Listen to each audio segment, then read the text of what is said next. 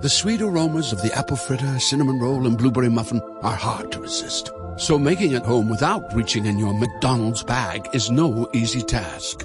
But nothing worth doing is easy. Ba-da-ba-ba-ba. At participating McDonald's. Thank you for visiting ChristopherMedia.net.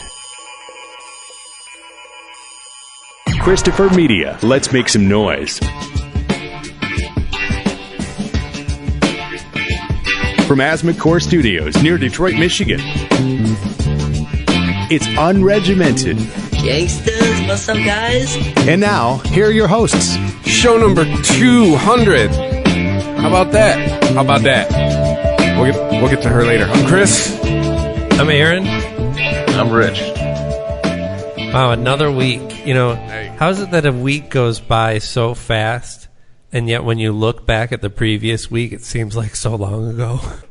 The 24-hour news cycle would be the short answer. Right, I was going over stories that we could talk about today, and I'm like, wait, we didn't talk about the Joe Arpaio pardoning because that was the Friday surprise. You know, we're at a little bit of a deficiency recording on a Thursday because I think there's going to be a lot more Friday surprises in the near future. They got to do that shit on purpose so it can so by Monday it's old news. Right. Well, yeah, that's a tried and true political tactic. Trump's not very stealthy with this either, though. I mean, what his rally said, they told me not to talk about Joe Arpaio, but I think you're going to be very happy. So he kind of telegraphed what he was going to do, and it's no surprise when to drop it either.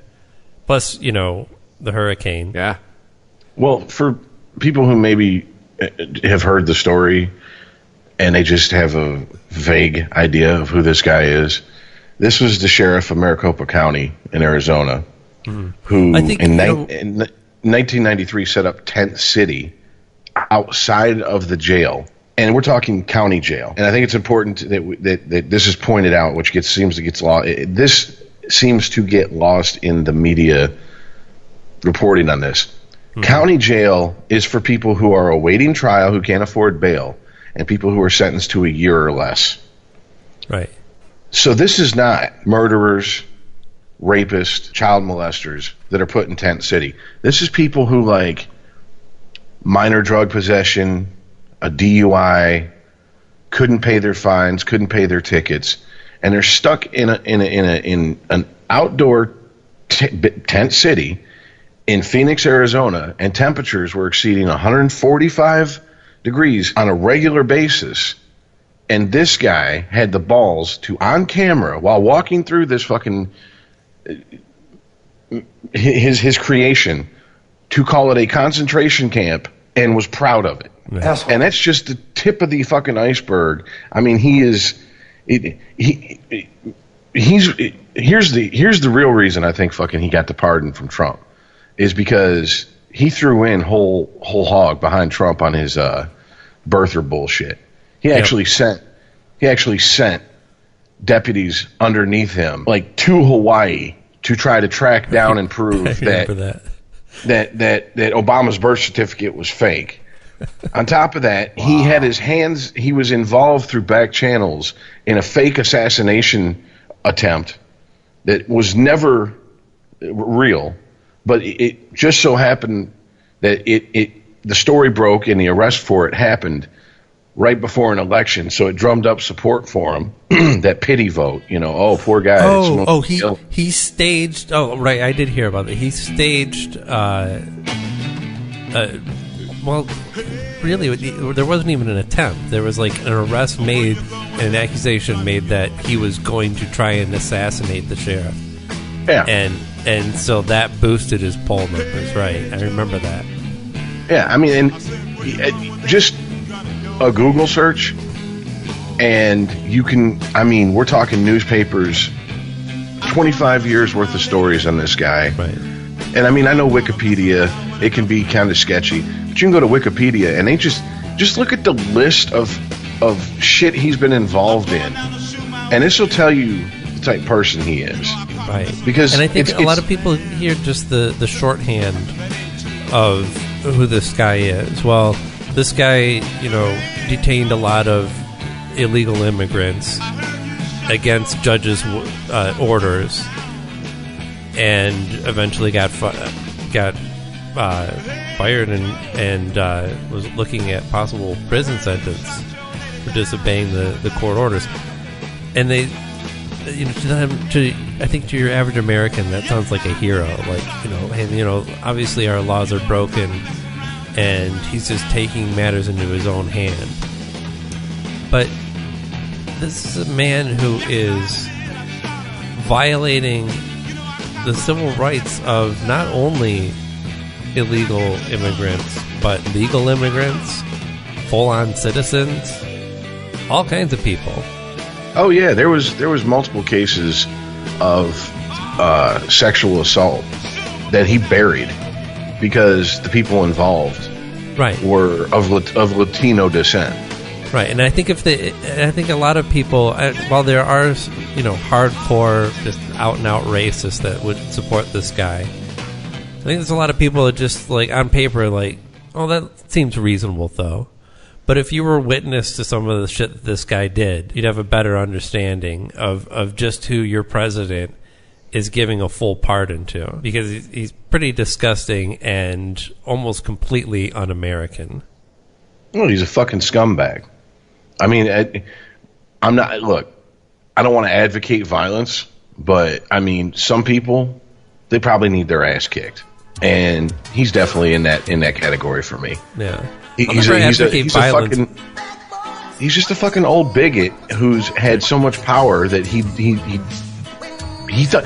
The fact that he went to judges and said, "I don't got to listen to you," and he finally, after how many years of being sheriff? Almost 30.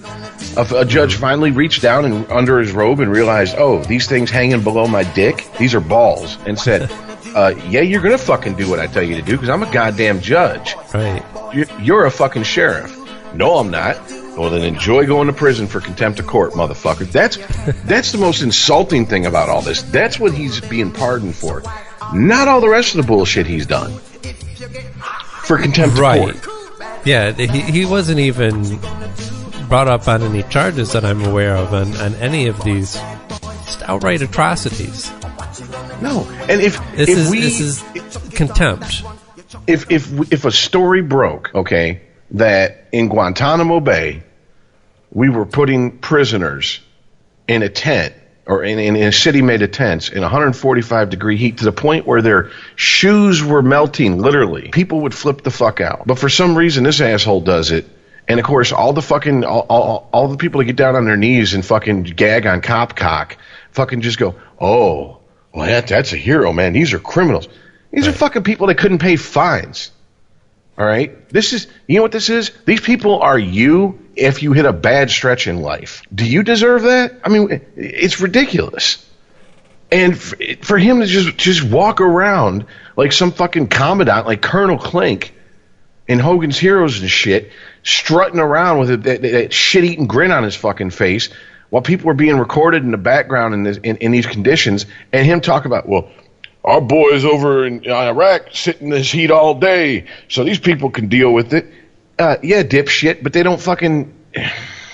I can't. He's a fucking scumbag. This is an abuse of power, and people kept putting him in office. I'm sorry, I've lived in Phoenix. I liked it, but that state is like giving Florida a run for our special education state in this country. Mm-hmm. It really is. I mean, I do not understand the mindset of people that can keep putting a guy like this in office. I just don't. And I guess the only thing is, it's because they go, oh, well, it's not happening to me, so I don't care. Not me, not my family. Yeah. Yeah. I got money to pay my traffic tickets, so I don't have to worry about going to county jail, so whatever. Right, and also the opinion, well, they're in county jail, they must be criminals. And the beauty of it is, think about this. If you're sitting in jail and you have a bond you can't pay, you haven't been convicted of anything, and yet you are subjected to a treatment that is pretty much a human rights violation. Right. Yeah, and the attitude his Wikipedia page is pretty scary. And the attitude is, meh. Well, the justification for this type of behavior, and Joe Arpaio is really just the most egregious example of a behavior that's happening across the country. And even those statistics will show you that in areas where you have large immigrant and illegal immigrant populations, where the police have good communication with those communities, there's less crime, because when criminals understand that they actually like to have these this idea of us against them with the police, and hope that extends to the community. And if they don't, usually if this is like some sort of gang behavior, then you're called a what's the term when you rat? They don't call it ratting anymore. Snitching, yeah. So you'll face repercussions. But so this idea that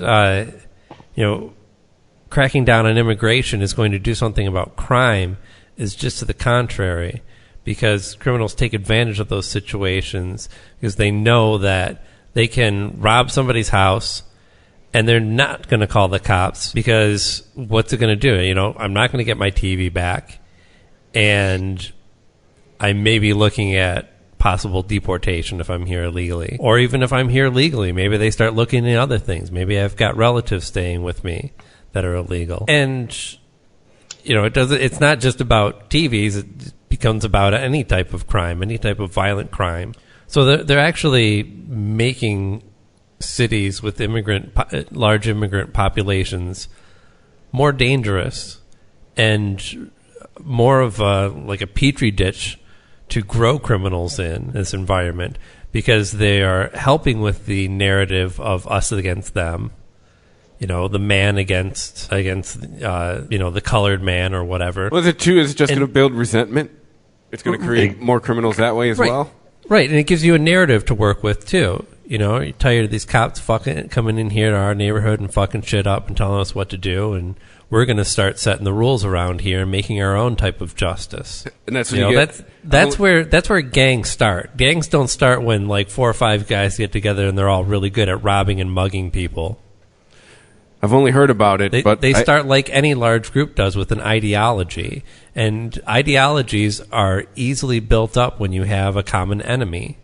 I had a friend who moved to Phoenix like 20 years ago, and she when she came back to Michigan, she was talking about that there was like a square mile in Phoenix that the cops just left alone. Like, nope, we don't go there. We just let everybody do their thing. Fuck it. Yeah, it's going to create. The Wire. It's going to create lots of that. Call it. What was it, Amsterdam? Yeah.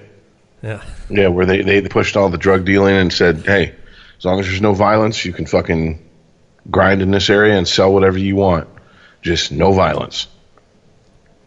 Well, yeah, I mean, because it doesn't, this behavior isn't just with immigrant populations of the police, it's with the police in anywhere that they work. If they have the trust of the community, then they have safer communities.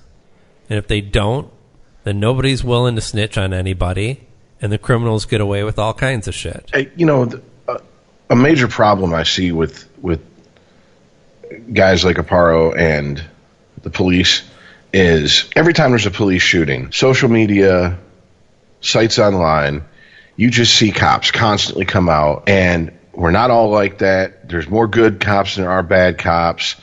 Black Lives Matter is a terrorist organization. Like you hear everything but them address the shooting.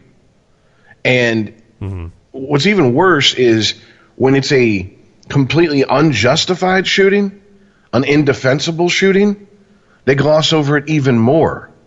The only time they're going to address it is once you'll hear, you didn't see the whole tape. You weren't there. You don't know what the job's like, et cetera, et cetera, et cetera. Okay, here's the deal. This is a fucking crooked-ass cop, bottom line. Where are the fucking police condemning him? Where are the leaders of the police unions coming out saying he's a scumbag and he gives all good cops a bad name? I got a problem with that, because the same way I got a problem when there's a terrorist attack and you get a bunch of Amans or whatever the fuck they're called. They're fucking shamans or whatever the fuck they are in Islam that just sit there and don't say shit. Okay, why don't you condemn it and say same thing? We had the same thing, Chris. You'll know about this. We had the same thing with the Catholic Church fucking kids.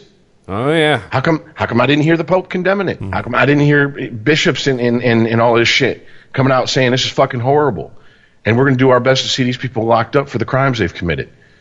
So your silence sometimes speaks more than any words you could fucking say. Well, I think you get into like kind of legal shit with stuff like that. Admits guilt. I mean, it's probably the spin they're taught to put on it. I understand that, but coming out and saying, I'm not defending it. I'm just saying that's probably why it happens. You know, any priest who fucks a kid does not deserve to be a priest and deserves to go to prison. Isn't admitting guilt. It's like saying Nazis are assholes. It's not. I mean, it's not even a fucking. It's not even a stretch, dude. It's not even like, ooh, that's a controversial statement. Yeah. I mean, it's just common fucking sense. And I have yet to hear any cops come out and say this guy's a fucking scumbag. He's a piece of shit. And I mean, if supposedly cops respect the legal system, shouldn't they be like, well, he broke the law, he needs to go to jail? Instead, the very few cops I've seen talk about how he deserved to be pardoned. Yeah. Well, is it called a brotherhood too? Don't you have that whole mentality running through it? Well, I think that and maybe an attitude of an understanding, a different understanding of what the law is and what it should be. Joe Arpaio clearly, he knew it when he was breaking the law, and he just didn't fucking care because he understood what he thought the law should be. That's not a policeman. That's Judge Dredd. You don't make and pass judgment on the law. You just try and enforce it as is. And I think that while maybe he's a little bit of an extreme example of that, I think there's a lot of attitude in police forces across the nation. Like, well, look, sometimes you have to kind of bend the law a little bit to get what you understand needs to be done. Like not to reference The Wire again, but I'm gonna, because the chief knew that he was breaking the law. He was saying, he was basically controlling where the drug trades was happening in this city, and he did have to eventually step down or get fired. I forget, but he got fired. It didn't last all that long, and everything went back to normal afterwards. But there's, in his case, he thought that he was doing the best that he could with what was provided. Like, you want me to enforce the law, but you also don't really give me the tools to deal with this problem properly. So what is my job really here to do? Is it public safety or just enforcing the law? Well, if it's public safety, then I'm going to find ways to bend that law to make it work, to accomplish what I think ultimately needs to be done. Now, that's kind of an altruistic example, whereas I don't really think it plays out that way in most cases. It's more a case of, well, I kind of know who the criminals are because you just get to know them, That guy's black and that guy's driving a shitty car, There's a good chance I'm going to find some shit on him and be able to add to my quota. That's not enforcing any law. That's going, well, look, I know what my job really is here, and I'm just going to bend the rules enough so that I can meet my quota or whatever it is. And how come we don't talk about that? How come the story about the feds coming up in Ferguson with, oh no, they're not racist, they're just fundraisers? How come that was like a blip in the news cycle? Wait, I'm sorry. What's going on? The FBI was... the result, when the police department in Ferguson got investigated by the feds, they came back with that they found these guys were raising money, that these guys were fundraisers, that they weren't racially profiling, they were just fucking bleeding the town dry, so to speak. Oh, you're being revenue collectors. Yeah, and it was Yes. just a blip in the news cycle. How come we don't ever talk about that part? Because I think we've accepted, whether we want to admit it or not, that police are revenue collectors. That's what they do. They give you bullshit tickets for bullshit. You don't have a seatbelt on. Here's a $125 ticket. Oh, you were doing 5 miles over the speed limit. Here's a $200 ticket. Okay, they're just creating revenue for whatever city, county, whatever state they work for most of the time. Now, that's not saying, like, okay, it got broke down to me one time by a friend of mine who used to be a police officer this way. Your guys in the patrol cars sitting in speed traps, they're the revenue collectors. The intelligent cops become detectives and go into homicide. The cops that basically would have been criminals if a few different things would have happened in their life generally go into either vice or narcotics. And then you have people who want to make rank and want to fucking sit at the top of the heap. And those are just the fucking those are the opportunists that are like, okay, what can I do to become a major, a colonel, and get that salary, put my 30 in, and get my 100% retirement? And I was like, damn, dude, that's kind of a cynical view of your own, profession. He's like, I'm just being honest. That ain't cynical. That's probably how it is. If he's in it for so long, I could see that. Like, no, man, that's how it is. It's the culture. Well, yeah, I mean, there's kind of, it's almost like two different types of police that we're talking about here. Inner city police that deal with crime on a daily basis, and guys in the suburbs who sit on the side of freeways. And while I don't...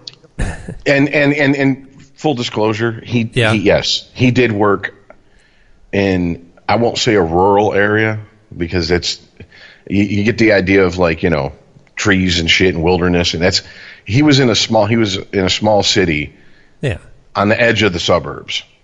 That's where he worked. Right. Not a lot of crime, probably. Yeah, obviously it's different if you're a fucking beat cop in Detroit, because how many times have you ever gotten a ticket for a traffic infraction in Detroit? And so to be clear, on these guys, these revenue collectors, there's not much you can do on a person-to-person level there, because that's systematic.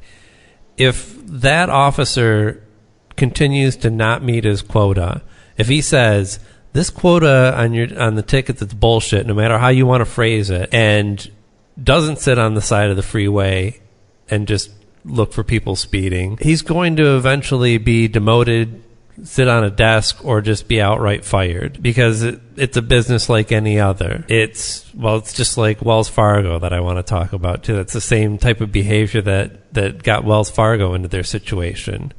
Well, I've had cops saying, like, here's your bottom line of what we want you to accomplish now.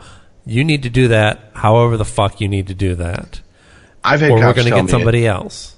I've had cops tell me and swear up and down that there is no regulation rule that you have to meet a quota as far as tickets. Right. You just happen to be all out swarming on the 30th of every month. It's an unwritten rule. It's hey, you're telling me you couldn't catch X amount of speeders in the last week. What were you doing with your time? You didn't give out this many, violations for seatbelts, whatever, blah, blah, blah. Like, what were you doing with your time? Rule or not, it's a witnessed and documented behavior. So let's start talking about it from that point of view, because we all see it. Oh, definitely. Definitely. So let's stop pretending that it doesn't exist and be adults here and talk about what the fuck are we really doing here? It goes back to, for some reason, we've moved away from, if you're a police officer, then that's a position that the public is entrusting you with. So you should be held to a higher standard. If you don't want to be held to a higher standard, don't take the job.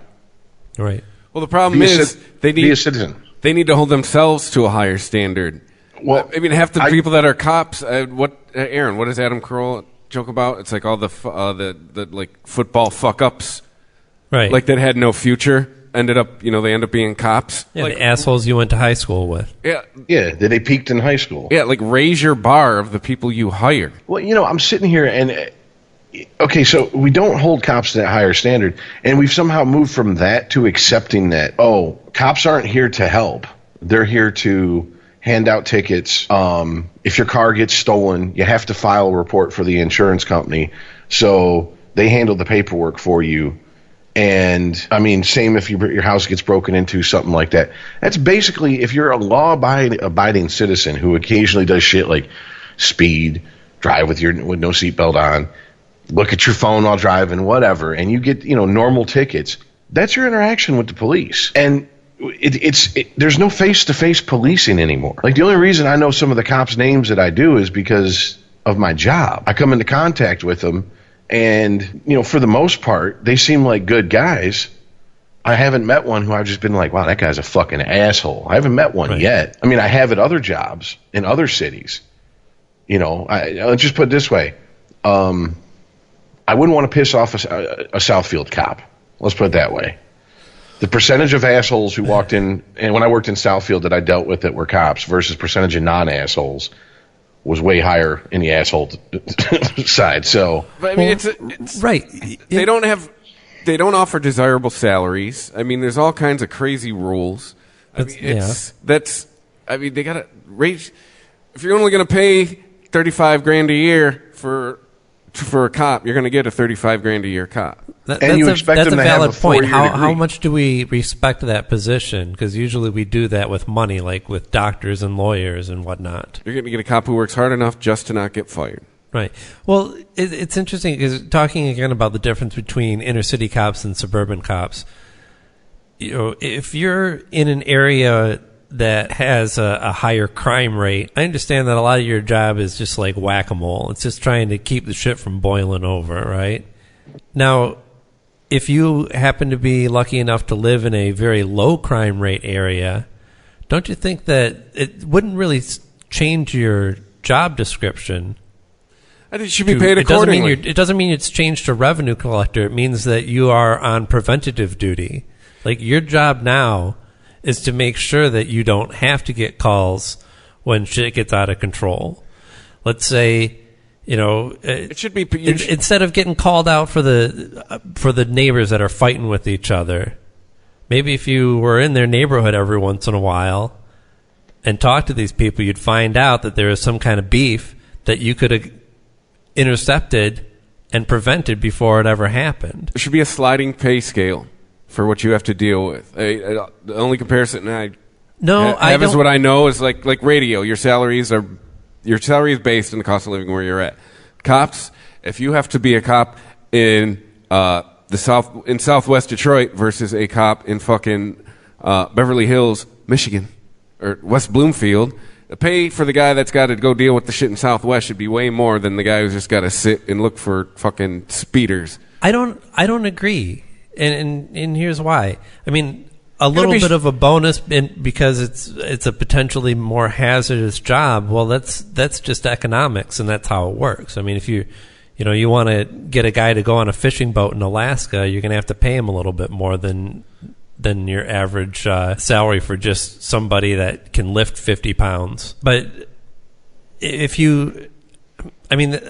I guess I don't agree because I think you kind of contradict your previous point about how do you value this job at all. I think that there should be higher salaries regardless of what you have to deal with, and an acknowledgement of. I mean,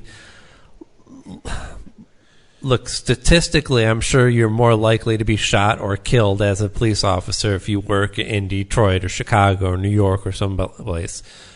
But it's ultimately a dangerous job. Anyway, I mean, look, I watch Fargo. I know this shit happens out in the country too. I don't know. To me getting shot at 4 times a week is worth more than me parking in the same fucking parking lot from I think 2 to 5 every day and using the radar gun. I don't. To me, well, if we're going to talk about exaggerating, let's get to some uncomfortable truth here about police officers and how dangerous of a job it truly is. It's not even in the top 10 it's not even in the top 10, top 20, top 25 most dangerous jobs in America. Yeah. All right. You're absolutely right. It is one of those things like we have as a society just agreed to just go, oh, it's such a dangerous job, and it's like compared to, I mean, being a fucking third shift clerk at 7-Eleven is more dangerous. All right. being a pizza delivery driver stamping is more plant's dangerous. probably more dangerous. Yeah, being a logger is more dangerous. Being a truck driver is more dangerous. Being a cab driver is more dangerous. But we never bring that up. We just kind of it's one of those. It's like oh, okay, this person transitioned from male to female, but we're going to call him a woman now because that's what he would she prefers. But let's be honest, at 40 years old, you're still getting a finger up the butt, chick. All right, you still have a prostate. You can't change biology. It's just a fact. It's not that dangerous of a job compared to other jobs, but we don't hold those jobs up and call those people heroes and all this shit.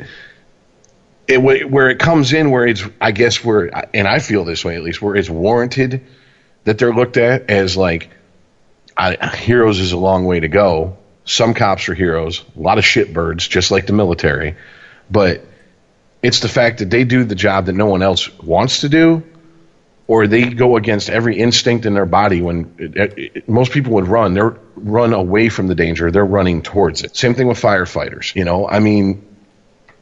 It's not. If you see a burning house, your instinct is not to run into it. Yeah. As soon as you find out it's not yours, you go on about your day. Not mine? All right, cool. You're like, that sucks. Hope they got insurance. Whew, that's a bad one. Hey, have you guys heard about this story that just happened last week in Detroit? About the guy he was driving a four-wheeler around Detroit, and black kid, I think like 15, 16 years old, and just doing crazy shit on a four-wheeler, probably out on the street. And a couple of state troopers try and pull him over, and he takes off. And they chase him down, and the officer on the passenger side tases him in order to get him to, I don't know what. I mean, surely it's going to stop him, but not in any safe way. And sure enough, he goes crashing into the back of a pickup truck and dies. I can't imagine what you're thinking. I mean, I know that show that was on. To you, the object is to get this guy to stop. Well, I mean, dude. I mean, my thinking is you ran from the police. Are you fucking kidding me, Chris? You to be tased while you're on a four-wheeler. Pull over. I'm not saying you deserve to die, but you ran from the police. On a vehicle that goes, 40? Pull over. 50 miles, maybe tops. I doubt even that. Like, you can even wait this guy out if it's really that big of a deal. And it's a kid doing dumb shit on a four-wheeler. What is the crime so big that this guy has to be apprehended so bad it's worth... How do you, first of all, not think that somebody's going to die if they're going balls out on a four-wheeler and you tase them? That is as lethal as if he just drew a bead on the guy's skull. Pull over. I mean, that's... Fuck you. You should have pulled over. If you pull over, none of this happens. He should have done a lot of things. He should have done a lot of things. Clearly not getting on the four-wheeler in the first place, he would have still been alive most likely. He doesn't get tased. He doesn't run into the back of the truck if he pulls over. How is that the answer for clearly egregious behavior from the police? Do you think they meant to kill him? A police officer has a complete disregard for somebody's life, and your answer is you should have pulled over. Do you think they meant to kill him? I don't think they meant to kill him. I don't see how they mean it or not. If you're that stupid that you don't understand what's going to happen, that you don't know what it looks like when somebody gets tased. I mean, first of all, you're talking about your controls for brake and gas are on your hands that are going to seize up when electricity shoots through your body. So either that vehicle speeds up or it immediately stops and you flip over the handlebars while the thing's going 45 miles an hour. That'll probably kill you if the truck wasn't there to stop them. Or you stop and none of this happens. What good has ever come from running from the police? None. Exactly. And that's not the argument. If that's your only answer to this, then imagine if that was anybody's answer to this as well. You should have pulled over. And so we continue to have police officers that think in this fashion, that you either A, are too stupid to do your fucking job, which isn't that hard, or B, you have no regard for human life. Either one of those situations, I don't want those people running around with guns. But they are. So what's the solution? Well, I think we were already talking about that. Higher pay, higher standards.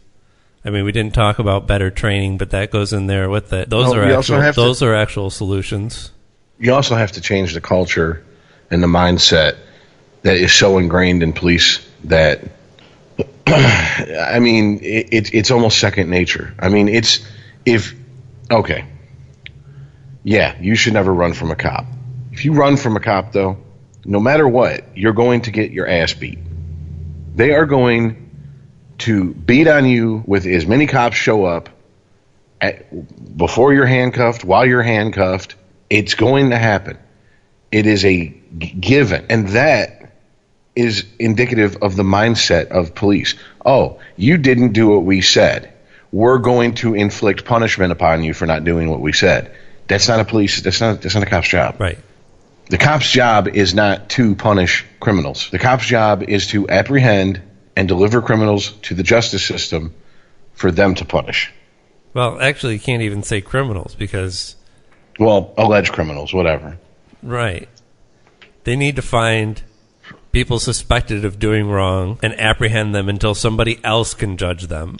And when people go, shouldn't have ran from the cops. Okay, well, in other shocking news, water's wet. Yeah, I know. But is getting your ass beat? Is getting your ass beat? Is that a proper response? I mean, if you're a parent and you go to punish your kid and your kid runs from you, and you start hitting your kid like cops hit people who run from them, you will go to jail. Bottom line, if someone breaks in your house and runs off your property with something of yours in their hand, and you run them down and beat them like cops beat the people that run from them, you go to jail. So we're already telling police, you're above the law. It just, you got to walk that fine line. Don't get too carried away with it. Don't go all malice green on us. I mean, it's bullshit. I'd rather end up in the hospital with a nice fat lawsuit against the Michigan State Police waiting for me when I got out, rather than, with the end game here. I'd rather have these people not be police. That's the problem. But that's the not going to problem happen. is not, people are always going to find themselves in situations where they're going to run from the police. But anyway. But think it through to its logical conclusion. You're sitting in the hospital. You 1-800 call Sam. You got a lawyer on deck. Fucker's a pit bull, ready to fucking lay into the police force. You win your fucking settlement. Where's that money come from? That money comes from the taxpayers. So what happens now? That's less money to go towards actually hiring better police, which is what we were starting off trying to do, to give them better training, to weed out this mentality of you are the judge, jury, and executioner the minute you put that badge on. And so we're right back to, we don't have the money to pay for better fucking police. We don't have the money to raise standards. We don't have the money for better training. At some point, the cycle has to be broken. And the most logical point is hold police to a higher standard than we hold private citizens. And it's not the way it is. Look, was it Philip Castillo or whatever his name was in Minnesota that got shot? If that was a private citizen that shot that guy, his ass would be in prison right now. Oh, yeah. Michael Brown, we got sold a bill of goods on Michael Brown. That did not go down the way people who, Black Lives Matter and hands up, don't shoot would like us to believe. All right. The facts just didn't play out in their favor. All right. In that case, there was no reason to shoot that guy. There's a video on YouTube I can send you guys of a private investigator sitting, doing his job, and a cop walks up, and there's 3 other cops with him. And this cop starts, what are you doing here, blah, blah, blah. And he's like, I'm a private investigator, et cetera, et cetera. I'm licensed to carry. I do have a weapon on me. And this cop pulls his gun on this guy, and he is 2 feet, the barrel is 2 feet from this guy's face, and he stays like that for 3 or 4 minutes while 3 other cops sit there with their thumbs up their ass. Why has this cop got his gun out in this guy's face? It's obviously his life's not in danger because the other cops didn't feel the need to pull their gun. His fucking sergeant has to come over and tell him to holster his weapon and walk away. That guy should never be a cop. The problem is that's the attitude that a lot of cops have. Oh, you're not going to do what I say? Then I'm going to pull my gun. That should always be a last resort. Well, I was afraid for my life. Well, it says justification for murder. He ran, so I beat him. I'm glad you have all that energy after chasing him on foot. No, bullshit. You are given, to whom much is given, much is expected. If we're going to give you the privilege, there's that P word, of being a peacekeeper, you need to be held to a higher standard. The problem is culture starts at the top. It starts in the courts. That is the issue here. It's not gonna change at the bottom, because let's be honest here. If we go on the hierarchy, of government here, I mean, the cops are at the bottom. They are the fucking drones. No, but I think if you're talking about hiring a higher standard of humans for your police force, that is starting at the top. I get, but to me though, you still have that attitude in the courts of they're still going to take care of each other. Look at look at Michael Brown, look at Philando Castillo. I mean, courts, one hand's washing the other with the courts and the cops. I don't know. I mean, you may be right on that. I guess that's not the way that I see it, because the courts can only do so much with what they're given, and a lot of police officers give them nothing. Dude, look at Rodney King. They were on video whooping his ass. They still got off. No, I know, because it's one hand washing the other, man. I'm talking about something from 25 years ago. The rest of their precinct will not turn against them and say, I don't condone that kind of behavior. These guys should not be police officers. If that happened, then you'd see actual repercussions. But if nobody can get any of the police officers to actually talk about the situation, then they're usually left with, what have you. If it's a jury, it's a hung jury. If it's a judge, he's like, well, I just don't have enough evidence to convict on this. Because remember, addressing the problem insinuates guilt. Like, actually acknowledging there is a problem, I don't know, says that there's a problem. Well, there's also an issue. There's also an issue when you have people like the sheriff in Arizona, because if you're a police officer serving under him, you can run wild with it. And you've got fucking carte blanche to do so. Because look at the example he set. You're telling me that you think someone who is in charge of police officers that's like that guy is going to run a squeaky clean police department? Fuck no.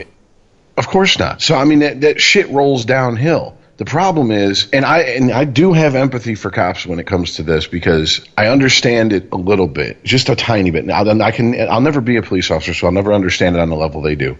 It is real fucking hard to stand up and point to someone who does the same job as you, and one day your life might depend on him covering your fucking six, and go, this guy's a fucking piece of shit. He's constantly violating people's rights. He's constantly fucking planting evidence, and he needs to be fucking fired and imprisoned.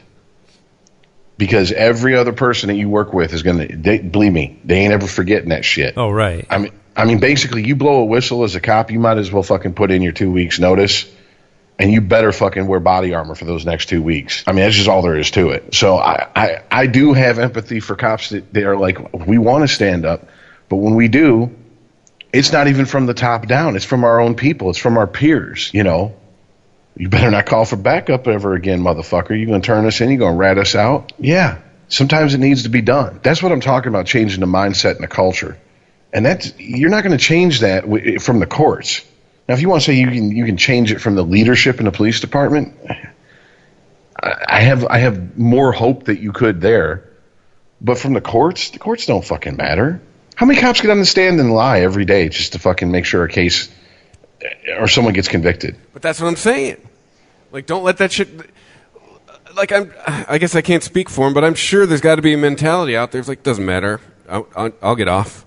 I mean, that's got to be floating around out there. Especially if it's right. But the reason that they're getting off is not because they have the sympathy of judges or juries or anyone. It's because they have the support of the rest of the people in their precinct, that no one's willing to step up and say anything about it, to give any prosecutor a case to work with. Some of those judges used to be DAs they worked with. I mean, I don't know. It's a whole shitty system. Culture, I should say. I'm not trying to defend judges. I'm sure there's just as shitty ones out there as there are in any job, but I don't think that's where your problem with the police officers ultimately lies. Problem is that they don't have enough great grenade launchers and tanks, apparently. Yeah, Trump had to give them all back. Yeah, you can give them their toys back. Sessions really, was so thrilled. Really, a large part of the problem is Trump pardons that sheriff, and half the population stands up and applauds it. Yeah. It just goes back to once again, it's not happening to me. I don't care. Mm-hmm. And I mean, I know you. It sounds like you want to change subject. So I want to touch on something real quick. Yeah. If you think that fucking, oh God, if my one friend who is a police officer is listening to this, he's gonna fucking be screaming at his goddamn fucking phone when he hears this. If you think that giving police more military equipment, militarizing them more, basically telling them you are an occupying force in the streets of the city you work in is going to improve relations between citizens and the police, you are so fucking high. I've been high and seen the sky split, and I've never fucking been as high to think that, oh yeah, that's a good idea. Let's give fucking Garden City, Michigan tanks, because all 7,000 people that live here, what we need is our police force to have tanks and armored personnel carriers and fucking, grenade launchers and shit. Yeah, that's exactly what we need.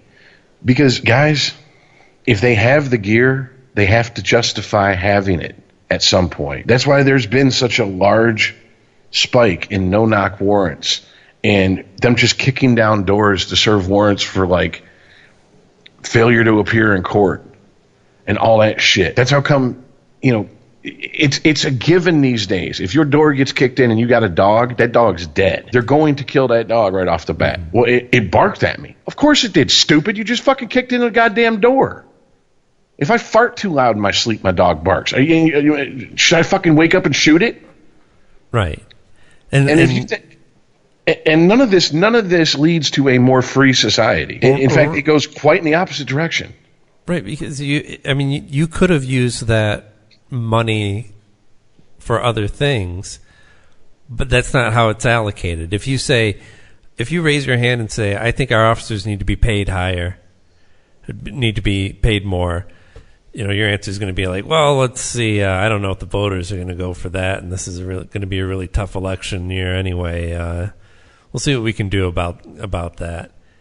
But if you say, hey, we think there might be some terrorists in our neighborhood, and we want a tank just in case, they're like, oh yeah, totally, whatever you need, dude. Well, it's also like when the federal government gives funds for like road work. If you don't spend it, you're not going to get as much as you got this year, next year. Right. Yeah, you have to show that you did something with that equipment. It's necessary. Show some results, because otherwise your budget's getting slashed. And when you give people basically a fucking blank piece of paper and say, come up with your own reasons to justify this type of shit, what do you think's going to happen? They're going to run wild, and you're going to end up with a lot more situations of cops walking around like they're in fucking downtown Baghdad, And I'm sorry, cops already look at the victim mentality this country has definitely seeped into the police department. Having friends that are police officers, I see the stuff they post. I see the pages they like. I see the groups they're in. And it's just, we're victims. Everybody hates us. Blah, blah, blah, blah, blah. I mean, it is us versus them. Did you not know that was the job when you applied? Like, only kids like cops, and kids are stupid. I'm sorry. I mean, the first incident I had with a police officer made me go, man, fuck that cop. I was 8 years old. I was in school, and the cop it was probably some like program or something. He came in and gave a presentation. He was leaving. He was walking towards the office, and me and a buddy were coming out of the office. And when he passed, I just said, oh, I wonder what that cop's doing here. And he stopped dead and said, hey, turn around. Boy, I'm talking to you. Turn around. And I turned around, and he goes, what'd you call me? I said, I wonder what you're doing here. No, what'd you call me? Cop? I'm not a cop. I'm a police officer. Fuck you, dude. Seriously? Someone needs to take that nightstick and bury it to the fucking handle in his ass. Right. Fucking piece of shit. Are you serious? That's how you present yourself to a fucking 8-9-year-old kid? Well, and I mean... Even if you're a good police officer, I mean, it's like complaining about not being appreciated at your job at the DMV. Like, nobody is ever going to appreciate you. Nobody wants to be in that situation, so they're never going to be like... I mean, occasionally, yeah. It's not... I'm not saying I've never met a cop I didn't like. And most of the interactions that I've had with the police officers have actually been really nice. But it's also because I'm not calling them on the bullshit that is the situation in the first place. You know, I understand that whatever I'm getting pulled over for is bullshit, but I'm not getting anywhere arguing with this guy because it's not his bullshit. He's just playing the bullshit game that was laid out for him. Well, to use your example of the DMV, I used to go to one particular DMV because I don't know if they were pumping something in the fucking in the through the air ducts or what, but I mean, I never had a bad experience there. Never ran into a fucking pissy person that worked there. Yeah. They were helpful. They were polite. It was please. It was thank you. It was yes sir, no sir, yes ma'am, no ma'am. Have a good day. Anything we can do to help you? You know, oh, you don't have all the paperwork here. Here's what you need to get. I know it's a pain in the butt. I'm sorry. You know, blah, blah, blah. And I was like, what the fuck? That's how you change people's opinions of your profession, is you be a better person at your job. Yeah, because, you know, I use that as kind of a general and a stereotype that anyone can identify with, but here in Michigan, we don't call them DMVs. It's the Secretary of State. Yeah. And they used to be just as shitty as I've heard any other DMV be, but within the last, well, it's been almost like a decade now since they reformed, I think. It seems like it's been a while. And I wish I could remember the name of the woman who was in charge that actually put in a lot of the changes, but you're right. The experience of going to deal with plates and license and all that bullshit became immensely better, almost across the board at just about any Secretary of State that I've been to recently. But you know what it took? It took somebody going, look, people think that people have a shitty time when they come here. How can we make that better? Do some they did surveys. You know, they listened to people's feedback. They witnessed. They studied and went, here's how we can streamline this process. Here's how we can make sure everybody's experience is better. Somebody actually gave a shit enough to go, it's not that hard to figure out how to make the system work better. It's just about giving a shit.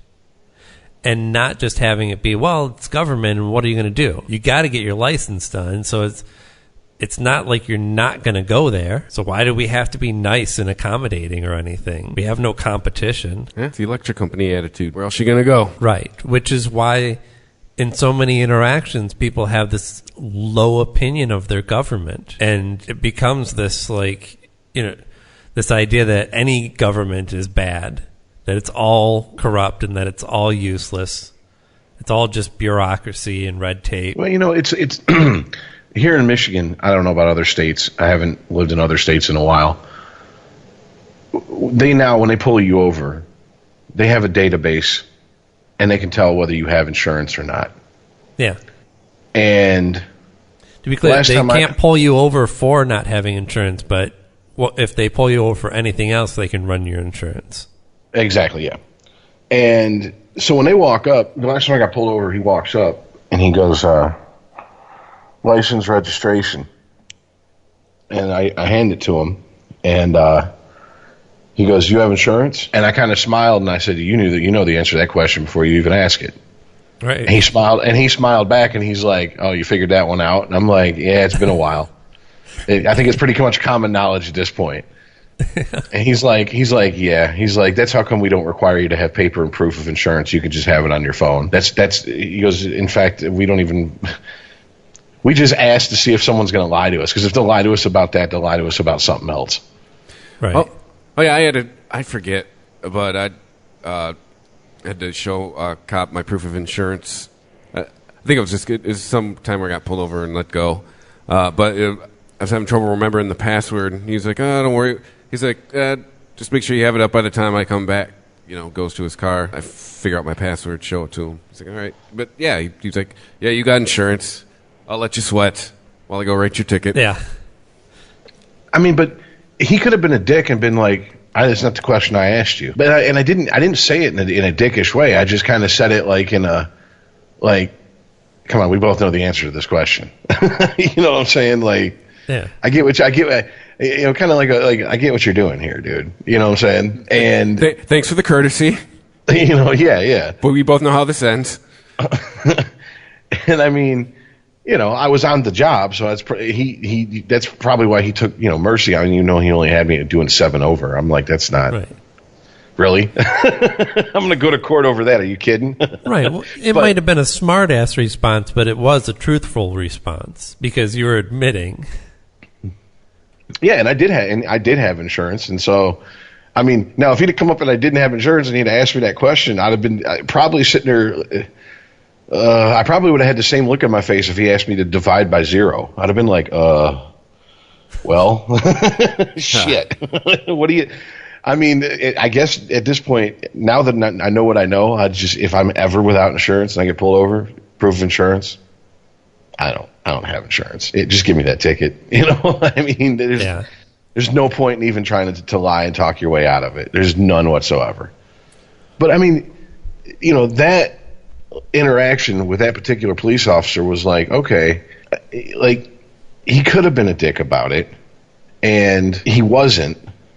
And, I'm like, because of that, logically or not, it gave me a better impression of his city's police force, because it makes me think if they're willing to hire a cop like that, then there's probably other police officers like that on the force too. I mean, because if you run into 5 cops and 4 of them are assholes and they're all from the same city, you can pretty much guarantee that stat's going to hold for the entire police force. Right. It's like if you went to a bar and every bartender and waitress had big tits and blonde hair, you'd be like, the boss really likes tits and blondes. Exactly. There's clearly something going on from the top down, literally. And I mean, like I said, in my job, I come into contact with police, not quite often, but, every once in a while. And, by the nature of my job, sometimes there's 10, 15 minutes to kill. And I'll just, shoot the shit with them. And the ones that sit and talk to you, and they don't talk down to you. They talk to you like a human being. Like, take the uniform off the guy, put him in regular clothes, and he could be a guy I met in a bar. And I'm just shooting the shit about whatever. To me, why shouldn't police have that attitude? Until I'm breaking the law, there's no reason to walk around like you're fucking Billy Badass. That helps nobody whatsoever. That escalates situations before anyone even opens their mouth. If you get some cocky ass fucking cop come strutting up with his fucking buzz cut and attitude, you're gonna be like, oh, look at this motherfucker. Really? This is the one I got to deal with? Great, wonderful. Yeah, I think if I was a police officer, I wouldn't mind the cocky attitude. I'd be like, I still have the gun. Like, I still know how this is going to play out. Let them run their mouths. I don't understand this macho idea of having to be respected. Well, that's a culture thing, not just in police. That's kind of it is our whole culture at the moment. And I'm just going by what I was told by a former police officer years ago. It's that type of "you will respect me, you have to respect me" culture. That's a street thing. That's a cop thing.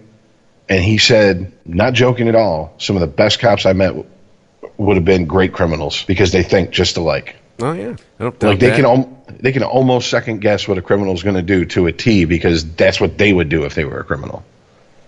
Yeah, some of them actually are criminals, like Joe Arpaio.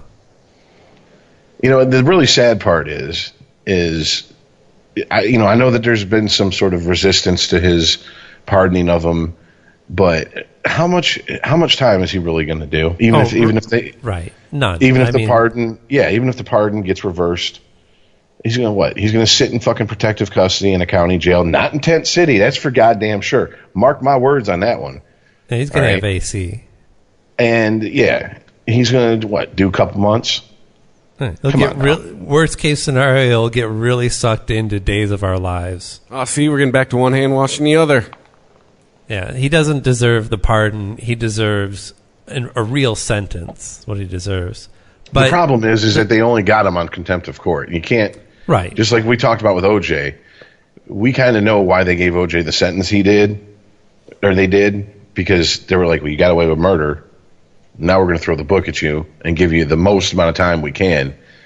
Mm-hmm. That's not how justice should work. And as much as it chaps my ass, you're right. I can't root for the guy to get 15 years over contempt of court. That's ridiculous. No, and even when you pointed out the hypocrisy, I understand it, because when you put it that way, it does kind of chafe me that he's getting any kind of jail time. I don't know, unless this judge has an actual record of finding people guilty of contempt of court and actually having them serve some months in jail or whatnot. It's probably not that common a thing, especially when you're dealing with a police officer, much less a sheriff. So, yeah, it does kind of reek of vigilante justice, as the Republicans would call it. These out-of-control judges. This is one of the few silver linings of Trump's administration, is that let us see how useful our judicial system actually can be. Not that it completely, not that Trump can't reverse that anyways with a pardon. Or can he?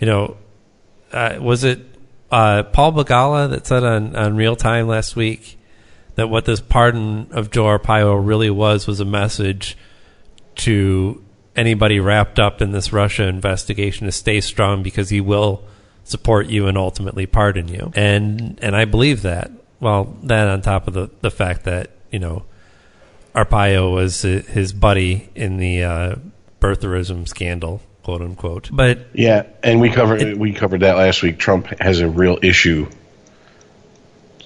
saying anything negative about anyone who said something positive about him. It's like once you stroke his ego, you're in his cool book for, And that's the thing, is I think that's the only reason behind his pardon.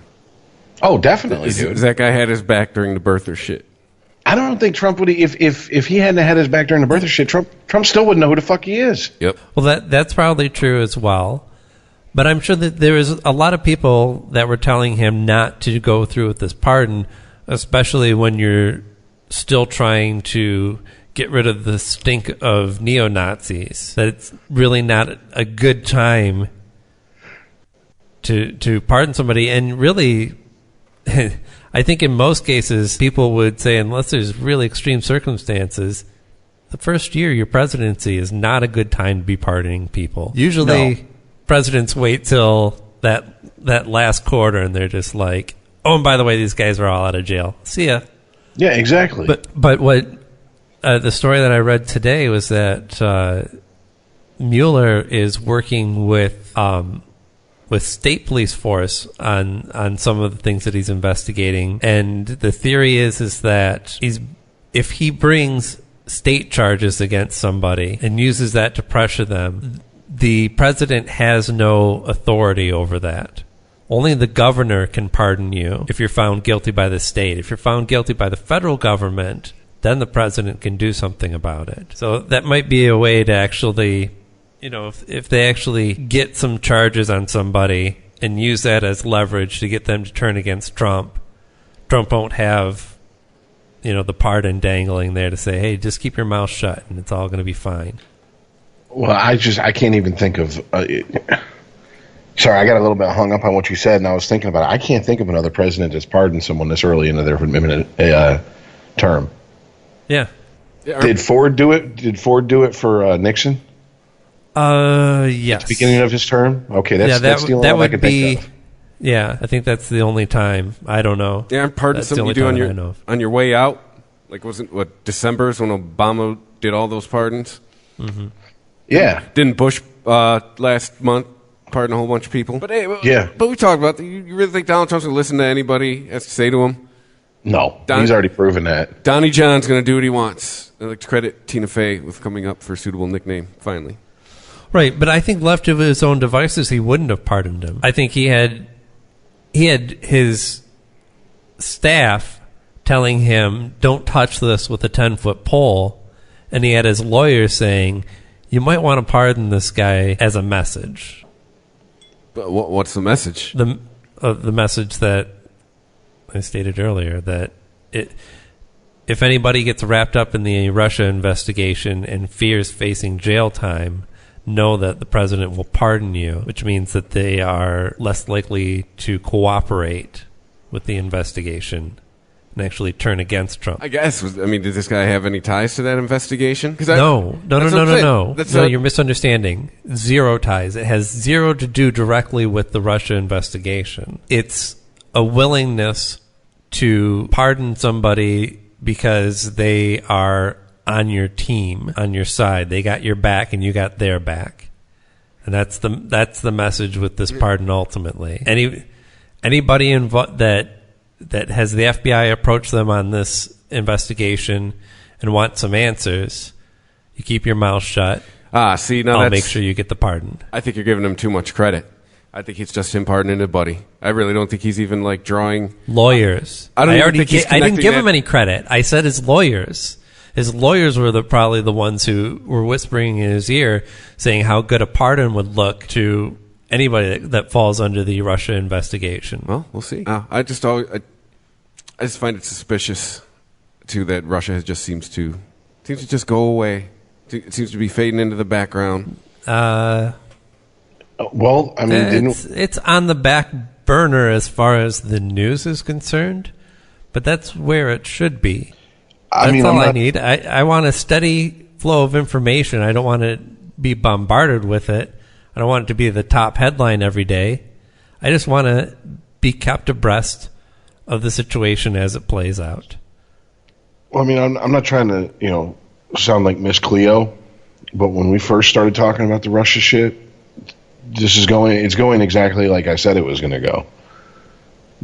Something else will happen. Okay, Iceman.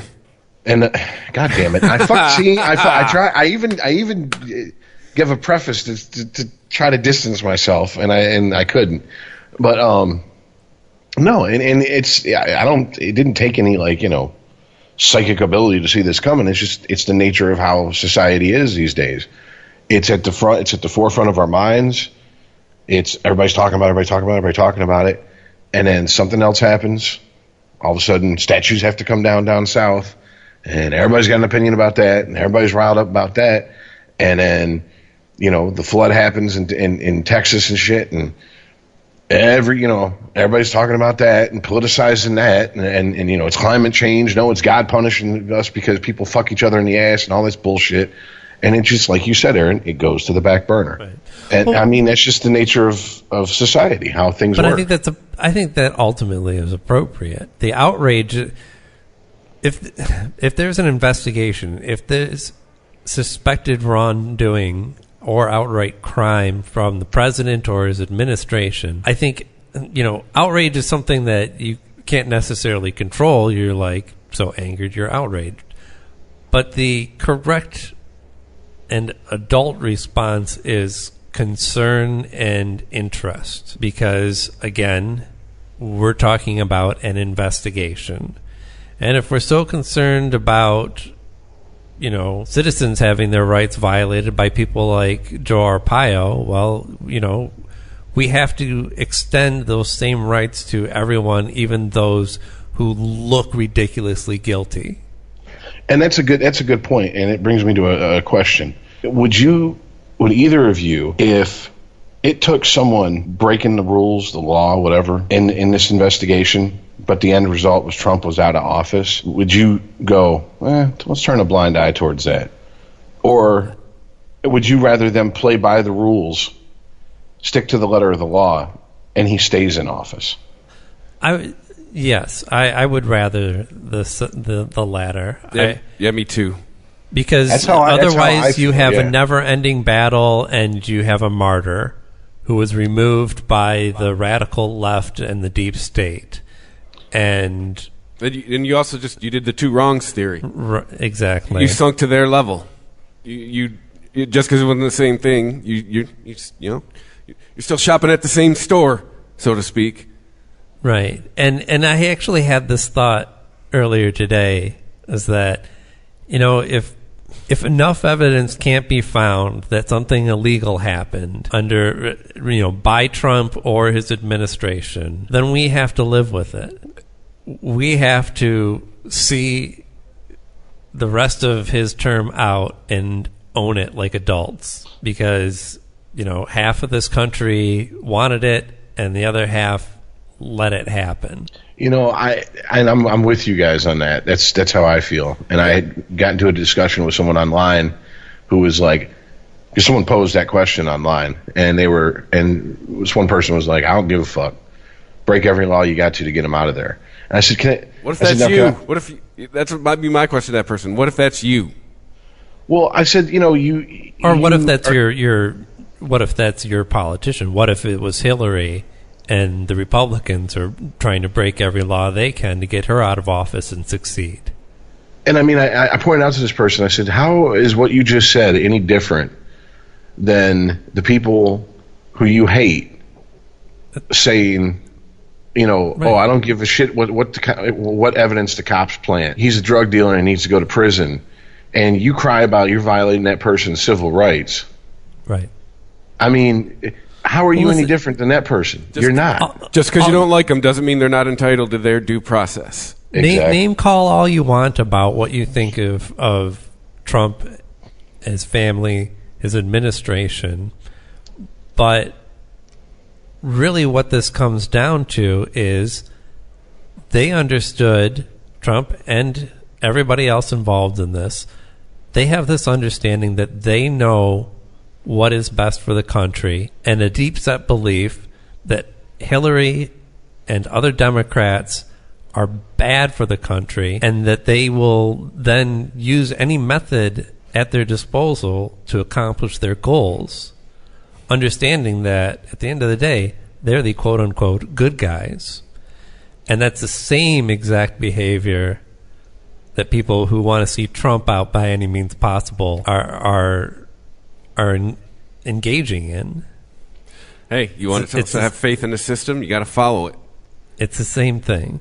Now, the only leg that you could make this argument possibly stand on is the idea of him being unhinged, right? That any means possible is acceptable to get him out of office if you think that he's going to land us in the middle of World War III with North Korea or somebody. Well, but even then, I think you've got to really believe that the system is completely broken. Yeah, I mean, and during that discussion, someone posted something, and I thought it was rather, right on the nose. It was, you're now seeing a generation of people on the left who, for the first time, are being told in their political adult lives, we're told no. And you're seeing the reaction of it. And it's bringing out the worst in a lot of those people. Oh, yeah. Because I'm not talking about the people I'm talking about couldn't vote when Bush was when he ran both times. These are people who, the first time they voted, the people he was referring to, they voted for Obama. They hit 18 and it was hope and change. And, 8 years of that. And then, I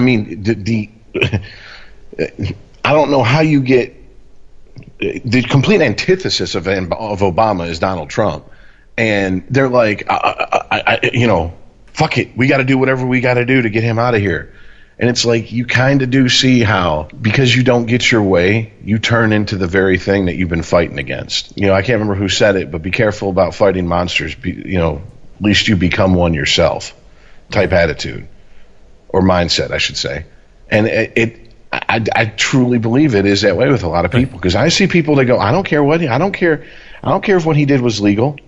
Find some way to fucking get him out of office. If someone's got to plant something, someone's got to testify and lie under oath, I don't give a shit, do it. Right. And it's like, I just, that mindset I never understood it when it came from the right with Clinton, and I don't understand it now with Trump.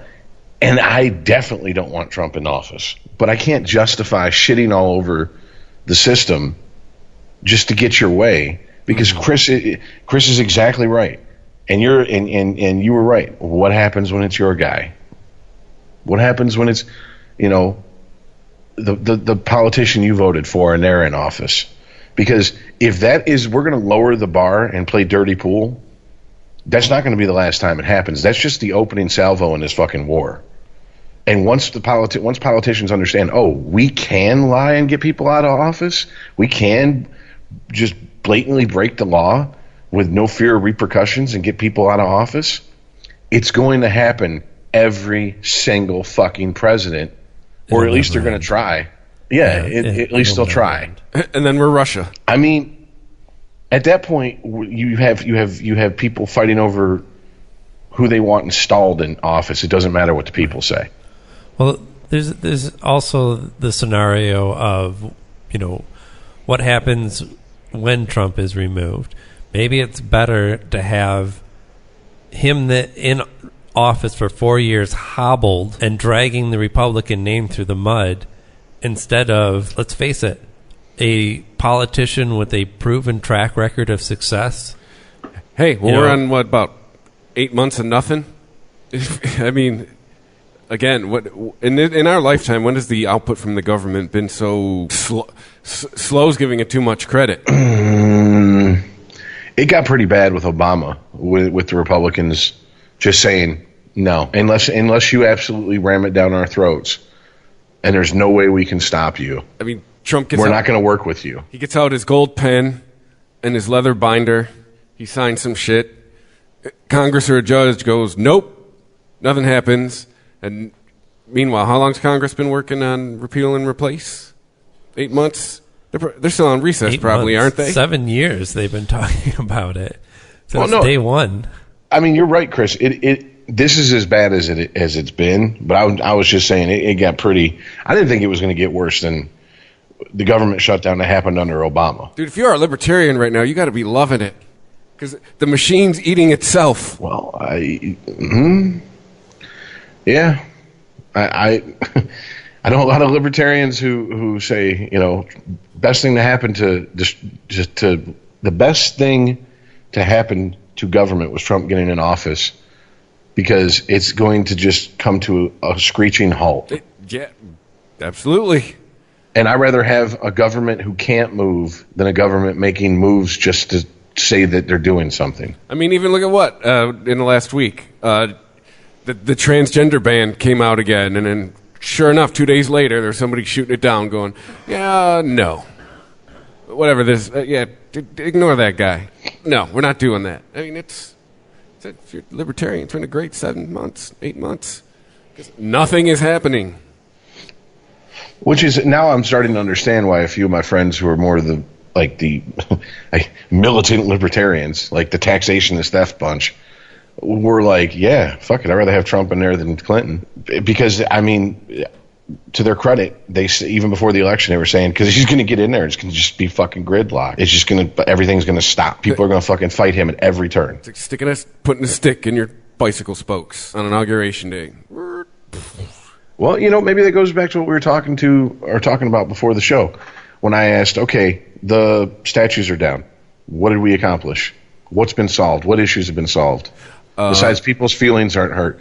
Maybe it's because nothing is able to happen in politics that they're like, fuck it, we want something that we want something real, something we can touch, something we can say, it was there yesterday, it's not today. Tangible results. Exactly. I mean, because dude, the discussion's been around for you. It's just like building a fucking wall on the Mexican border. That's Jesus fucking Christ. They've been talking about that since the 90s, probably even before. I just don't remember it. But I mean, politicians have been parroting that same shit for 20 some fucking years now. That was nothing new. It's just for whatever reason, when Trump said it versus when McCain said it, it stuck. I mean, it stuck. It took. People latched onto it. Because he's a straight shooter, man. Well, the thing is that we have fences and walls along sections of the border, and we have even the immigration officers and whatnot working along that border understand that it doesn't ultimately stop anything, doesn't change anything. And, I think at one time cooler heads prevailed and said, well, look, we don't have to do a double barbed wire fence across the whole border to Mexico. It won't change how many people, how many drugs, how many whatever is getting into this country at all. All it is a big expense. And if I learned anything from the season finale of Game of Thrones, is that a wall is not going to protect you. Right. I don't even know what that means. I forget you don't watch it. Because what's going to happen then? I mean, we'll send a dragon over, and then they'll take it and put a sombrero on it and send it back, and it'll burn the wall down. Trump's... yeah, exactly. The president of Mexico is going to be riding on a dragon. Andale, andale! Well, speaking of immigration... Trump has waffled back and forth on DACA, which, if you're not aware, is deferred action. Oh, I thought I remembered it. Basically, it's citizenship for people who are born in this country, or I'm sorry, not born in this country, that illegally immigrated into this country at a very young age. So it's forgiveness for people who didn't even, are they breaking the law by being here? Yes, but they're kids. It's their parents who broke the law. But Trump was dead set against it when he was running. When he got into office, though, he actually softened quite a bit about it. He admitted that he had a heart and that he wasn't, looking for excuses to kick kids out of this country, and so he would work with it basically until some hardline Republicans basically they threatened to sue the president if he did not get rid of the DACA program completely. What? How do they? Yeah. So the basis here is what is the basis for that? Their case is that that Barack Obama overstepped his authority as president in instituting this law. Oh, Christ. And so, therefore, Donald Trump needed to rescind it. Is that all this is? Is this just a giant dick measuring contest in Washington, D.C.? Is that what we've descended into? Right. Because who is it? We talk about how we want, the type of immigrants that we want in this country are the type that can integrate into our society. Well, here they are. Yeah. They're already integrated. And you want to cut off this program. And now it's a question as to how drastic this is going to be. It could just be a cessation of the program where nobody is allowed, the program is ended and there's no clemency given to any minors that are illegal immigrants in this country in the future. It could go so far as actually removing the citizenship from those that were already granted it. So the end result would actually be kicking them out of the country. Why would you do that? Those are future tax dollars. Right. I think that's my prediction for the Friday surprise this week. And we'll find out. Well, by the time this comes out, it'll be yesterday, but it's tomorrow now. Well, shit. Is everyone going to start showing up at airports again? Showing up at airports. Yeah, it's about immigration. Wasn't that the stand when all this started? I don't know. Whatever. I'm on muscle relaxers and weed. Ignore me sometimes. Well, no, just what the Friday surprise when this comes. I don't know. Whatever. I don't know. Your music's really loud. It's drowning you out. Oh, wow. It's Phil Collins anyways. It sucks. So, well, it's interesting, though, because when Obama wanted to grant clemency to minors that were in this country illegally, that was an overstep of presidential power, an overreach. But when only when the other guy does it, right? Right. But when Trump signs one of his presidential decrees that wants to prevent a lot of people coming into this country, that's okay. Yeah, because it's their guy. It's not about who has the authority to do what. It's about who's directing the traffic in which direction. It's about winning. If you're directing them out of the country, you go ahead and overreach as much as you need to. It's never about the workable solution. It's about winning. Everything is Obamacare. They couldn't get rid of Obamacare. They couldn't repeal and replace. That's just going to let it fail. It's debatable how much he's going to be able to let it fail. I think we're going to find out once they get their spending bill together. But they did have the Department of Health and Human Services had its advertising budget cut from $100 million to $10 million. So it's now 10% of what it was. And what's the military budget look like? Bet you got increased. Yeah, no shit. So this was, outreach for Obamacare, basically. This is letting people know about it, where they can find information. So that is, while, it's not as bad as not paying out to the insurance companies. If the government decides to do that, to not hold up their end of the bargain on this, then Obamacare will fail. But it's certainly not going to help it. And, sure, Obamacare is not perfect.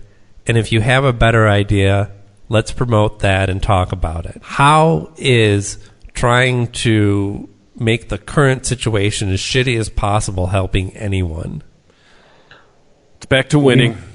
We do have a better idea. We can't talk about it because it's un-American. It's socialist. It's whatever excuse. Right. Yeah. All right, look. We're one of the very few countries in the civilized West who don't have universal health care. All right. I know people will go, oh, I don't want it. All right, wonderful. But it's going to, some things are inevitable. It's going to happen sooner or later. It's all there is to it. Yeah. People are either going to get health care through their jobs, and then the rest of us are going to get health care through the fucking government of some sort. Because the gap is widening, and the middle class is shrinking. And the middle class is the backbone this country is built on. And when you can't get insurance from your job, but it's illegal not to have insurance, or it's not illegal, they fine you not to have insurance, what other choice do you have but to go on some form of government aid? How are we going to pay for it? They're going to have to raise taxes. No, they don't even have to fucking raise taxes. Tax fucking churches. Yeah, right? that would pay for it. Yeah. All right. Tax churches. Stop being the world police. Consider it charity. Let the UN actually go to fucking some of these other countries and say, hey, guess what? America's not providing most of the fucking of the world police. You're going to have to kick in and get your military in here and do this shit. I mean, yeah, it sounds isolationist, but we got our nose in way too much around the globe anyways. And I mean, that would more than pay for this. But we can't even have that conversation. Because the minute someone brings it up, it's, oh, so you want to weaken our nation, weaken our defense. Oh, so you want to punish churches. Well, what about all the good churches do? They won't be able to do it if they're paying taxes. Bullshit. Really? Bullshit. I mean, we have a perfect example of what mega churches. I'm not talking the little fucking church where there's a 40-watt, bare light bulb hanging in the middle and the guy's, sweating, preaching hellfire and brimstone to 10 people in the audience.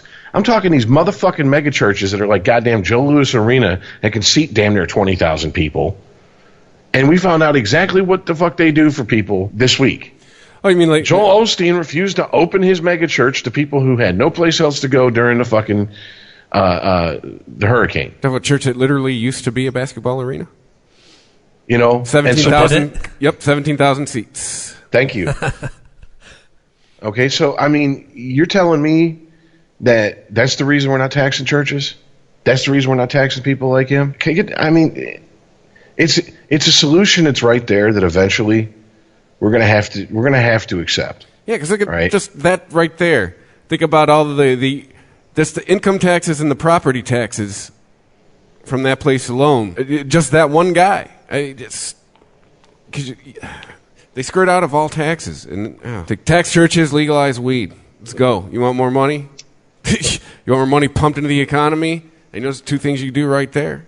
And I'm not trying to come off as the stoner advocate, but I mean, really, we're seeing examples of it.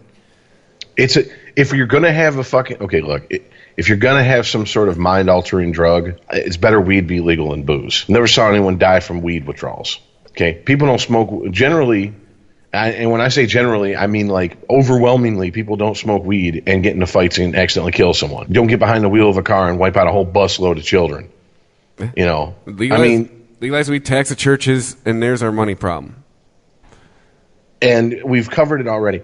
Even people who don't want universal health care, single-payer health care, whatever the fuck you want to call it, have been forced to admit this. If we had a healthier society, eventually after a generation or two, the burden wouldn't be like it is. The problem is people don't go and get preventative care. They wait until it's too fucking late. And now you're treating a disease that could have been prevented in the first place. Well, that's the thing, too. We didn't think ahead either as a group about the baby boomers aging. We just kind of put it off as like, oh, we'll figure it out when we get there. Oh, we'll figure it out when we get there. And now we're here and we're like, fuck, we didn't figure it out. I mean, the better job that modern medicine does, the more we're actually going to need something like universal health care.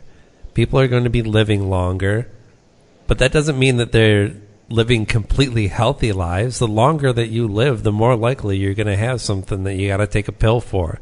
You have a high blood pressure now, or you diabetes, or some sort of something that you need maintenance for. There's a lot more maintenance that's going to have to happen on people as they get older, and it will reach a certain point where either financially the system will collapse on itself because hospitals won't be able to stay open, doctors won't be able to get paid, or enough families are going to be completely bankrupt in this country that the government has no choice but to step in and do something about it. And I mean, it's one of those ironies. The people who are going, I want less government. We need to keep the government out of health care. What's going to happen when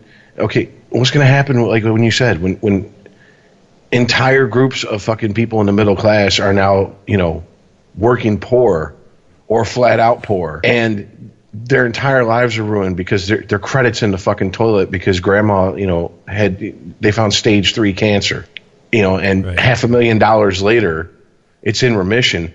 But what fucking good?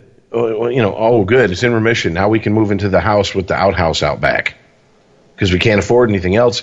Credit shot because they've made sure now that any credit debt or any medical debt goes on your credit rating and counts against you. Thank you for that. Appreciate that. I mean, you go to a hospital, you stay 24 hours, you leave. That could cost you easily $15,000. That's not frivolous spending that should be held against you. I mean, you can't. You got shit credit, you can't get this job. You have shit credit, you can't get a loan. I mean, isn't that what the politicians were pumping for so long? Home ownership, American dream, this and that. What's going to happen? What's going to happen in 10, 15 years when a generation is coming up behind us who didn't buy health insurance, have a health issue happen, go into a ton of debt? They're already not. There's stories all over the internet and all over news websites how millennials aren't buying houses at the rate that Generation X and baby boomers did. Well, it's not going to get any better if everybody's credit rating is destroyed because of medical debt. Right. And then where's all your tax dollars going to go? But more than what would have been spent on health care for these people, you'll spend on assisted living and hospital bills that go unpaid and everything else. And think about it. If someone's credit is so shit that all they can get is a little fucking Mick job, that means most likely they're going to be on some form of government assistance anyways. That's costing us money. I'm sorry. I'd rather pay to keep someone fucking healthy and able to work a job that can support them than pay someone whose credit got shot because, they got into a car accident, were in the hospital for a month and a half, and now the only jobs they can find is like McDonald's or some shit because they'll hire anybody. And so now they need food stamps, and now they can't afford health insurance, so they go on to Medicaid and all this bullshit. Right, and the argument used to be, well, if I need a lung transplant or something, I don't want to wait 2 years and then die on a waiting list somewhere. And people show them examples around the world of how that's not how socialized medicine works in other countries. That shit just doesn't happen. And then the retort is, well, so you admitted socialism. The problem is that it just feels bad. The rich people think that if socialized medicine does it, if rich people think if socialized medicine comes, then they're going to have to wait in line. And talk to anyone who's lived in Canada. I have a group of friends whose whole family immigrated from Canada, and they'll tell you, it's money talks. If you got money and you're on a waiting list, you can get bumped up to the top. Right. It's the same. It's the same as private health care. All right. Money talks, bullshit walks. So what's the fucking difference? It's rich people trying to scare poor people because they don't want to give up their fucking spot at the top. Right. You could still have your elitist system. Your money's still good in a socialist economy just as much as a capitalist one. I mean, Bill Gates. Do you think if there's socialized medicine, he's not going to go buy private insurance that bumps him up to the fucking tip top of Cadillac of insurance to where if he goes to the hospital, he's sharing a room with the person with 3 channels on his TV? The fuck out of here. Do you even get insurance at that level? You just pay for it out of pocket. But you get what I'm saying. There's no way he's going to totally. And that's the thing. These people. The people you who don't want to be involved in socialized medicine, then make enough money so it doesn't matter. We still have a capitalist economy. Or you know what we can do? We can do the opposite of what we've been doing for the last going on 40 years now, which is Chris brought this up. I think Chris brought this up on Sporgy, but it was a very good point. Companies used to value their employees. Now they value their product. Right. And that's an issue. When you don't invest in your employees, you get employees who aren't going to invest in your business. They don't give a shit. There's a reason it's called minimum wage. You're going to get minimum effort. Yep. Right? You're not going to pay. I forget what comedian said it, but being paid minimum wage is basically someone saying, I would pay you less, but legally I can't. Yeah. And how do you respect someone who fucking gives you a job that's basically telling you that? You don't. That was Louis C.K., wasn't it? It might have been. Sounds like something he would say. Yeah. But, I mean, we have solutions to these issues. For whatever reason, they're political third rails that no one wants to fucking touch. And I don't understand it because as this country becomes more and more secular, more and more agnostic, atheist, whatever you want to call it, why the fuck are we still tiptoeing around the church? Oh, well, the Catholic Church will just pack up and go back to fucking the Vatican. Okay, bye. You're not paying any taxes anyways. Later. What do we care? Yeah, we're not getting anything from you. Wait, it's like the girlfriend who won't even give you a hand job and she threatens to leave you. Bye, bitch. You don't cook, you don't clean, you don't suck dick. What good are you? Later. Have a good one. I'll save on. You don't turn off lights anyways. I'll save on the electric bill. See ya. Here, let me help you pack. What do you give a shit? Why do we constantly kiss these people's asses because it's the name of some bullshit god that we have to fucking go? Oh, we can't anger them. This isn't Ford. This isn't GM. This isn't fucking Microsoft.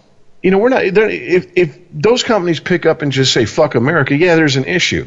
If the First Baptists go, fuck it, we're going to wherever the fuck, and we're leaving America, oh, okay, what are we going to notice? Yeah, first of all, no, you're not. And second of all, good riddance. Yeah, exactly. I'm sorry, what's going to change in American day-to-day life? I mean... Right. No ribs for the caddy? I don't see a negative side to it. And like I said, the whole, well then...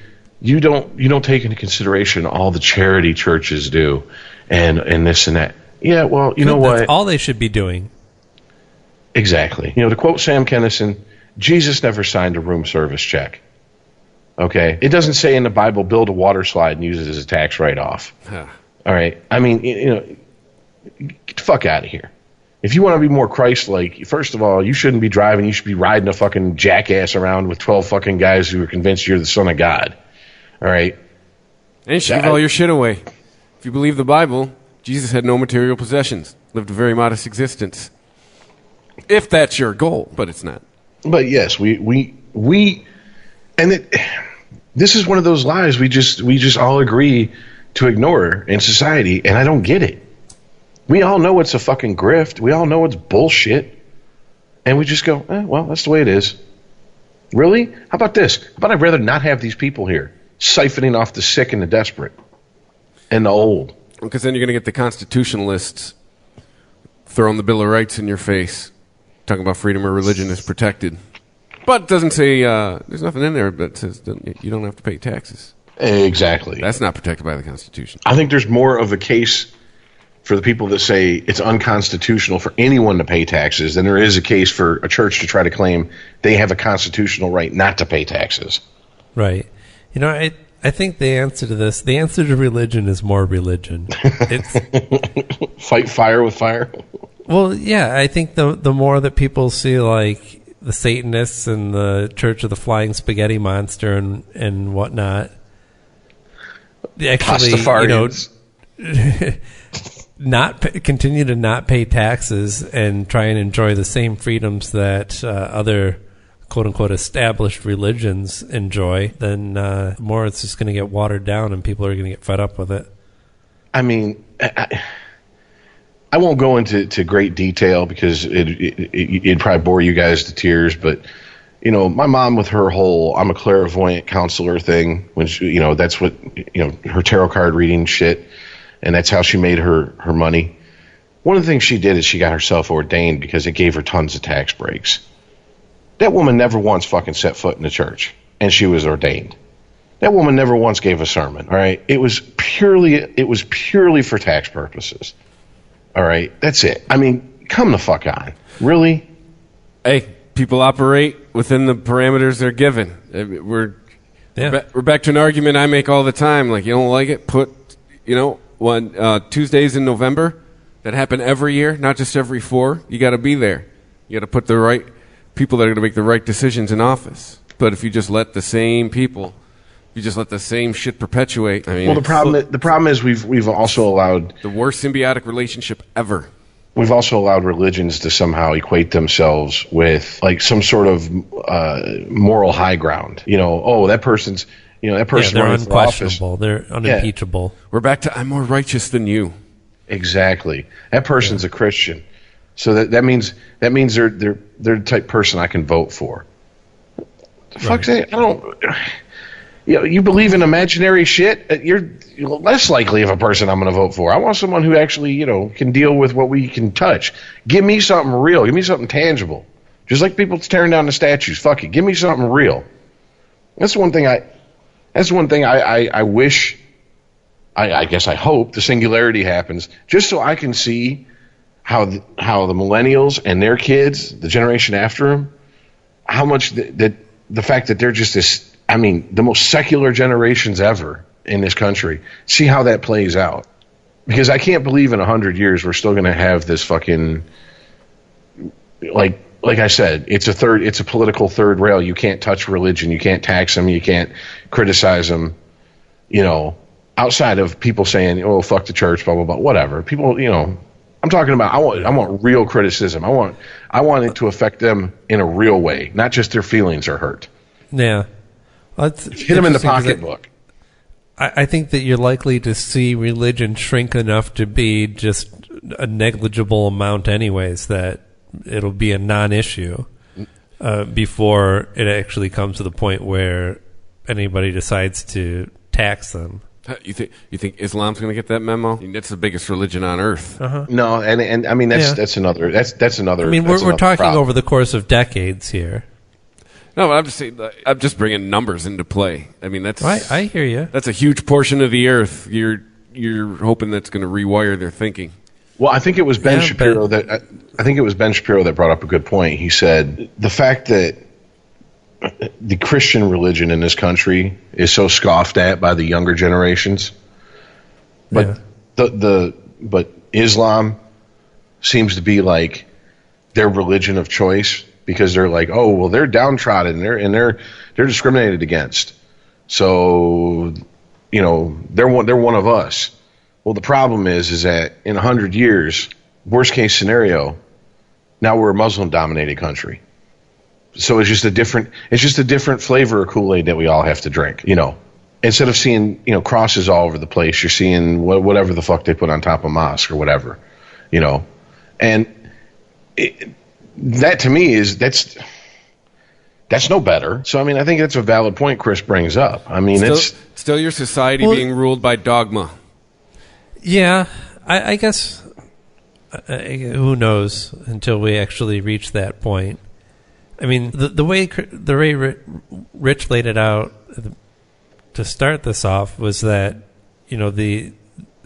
as we progress with our capabilities and not only our own brains but creating artificial intelligence, we will naturally outgrow our religious tendencies. And I think I believe that, but I also you can't underestimate the human nature to look for answers and to cling on to easy answers that, the calming answers. The answers that are, I don't know. The science gives you a lot of I don't know. We don't really know yet. That's the thing. As long as there's I don't know, there's always going to be religion. Yeah, and I totally believe that. Religion, I always said that religion is for people who can't accept I don't know. Yeah. But it is possible that we see a resurgence in religion in our future instead of the waning that we're currently experiencing. As we get past this tipping point, at a certain point, some scientists like Neil deGrasse Tyson can take concepts and make them somewhat easily relatable. But when we start talking about, when scientists start talking about things like quantum physics, there's not a whole lot of relatable things that you can give people in what they observe in the quote unquote real world.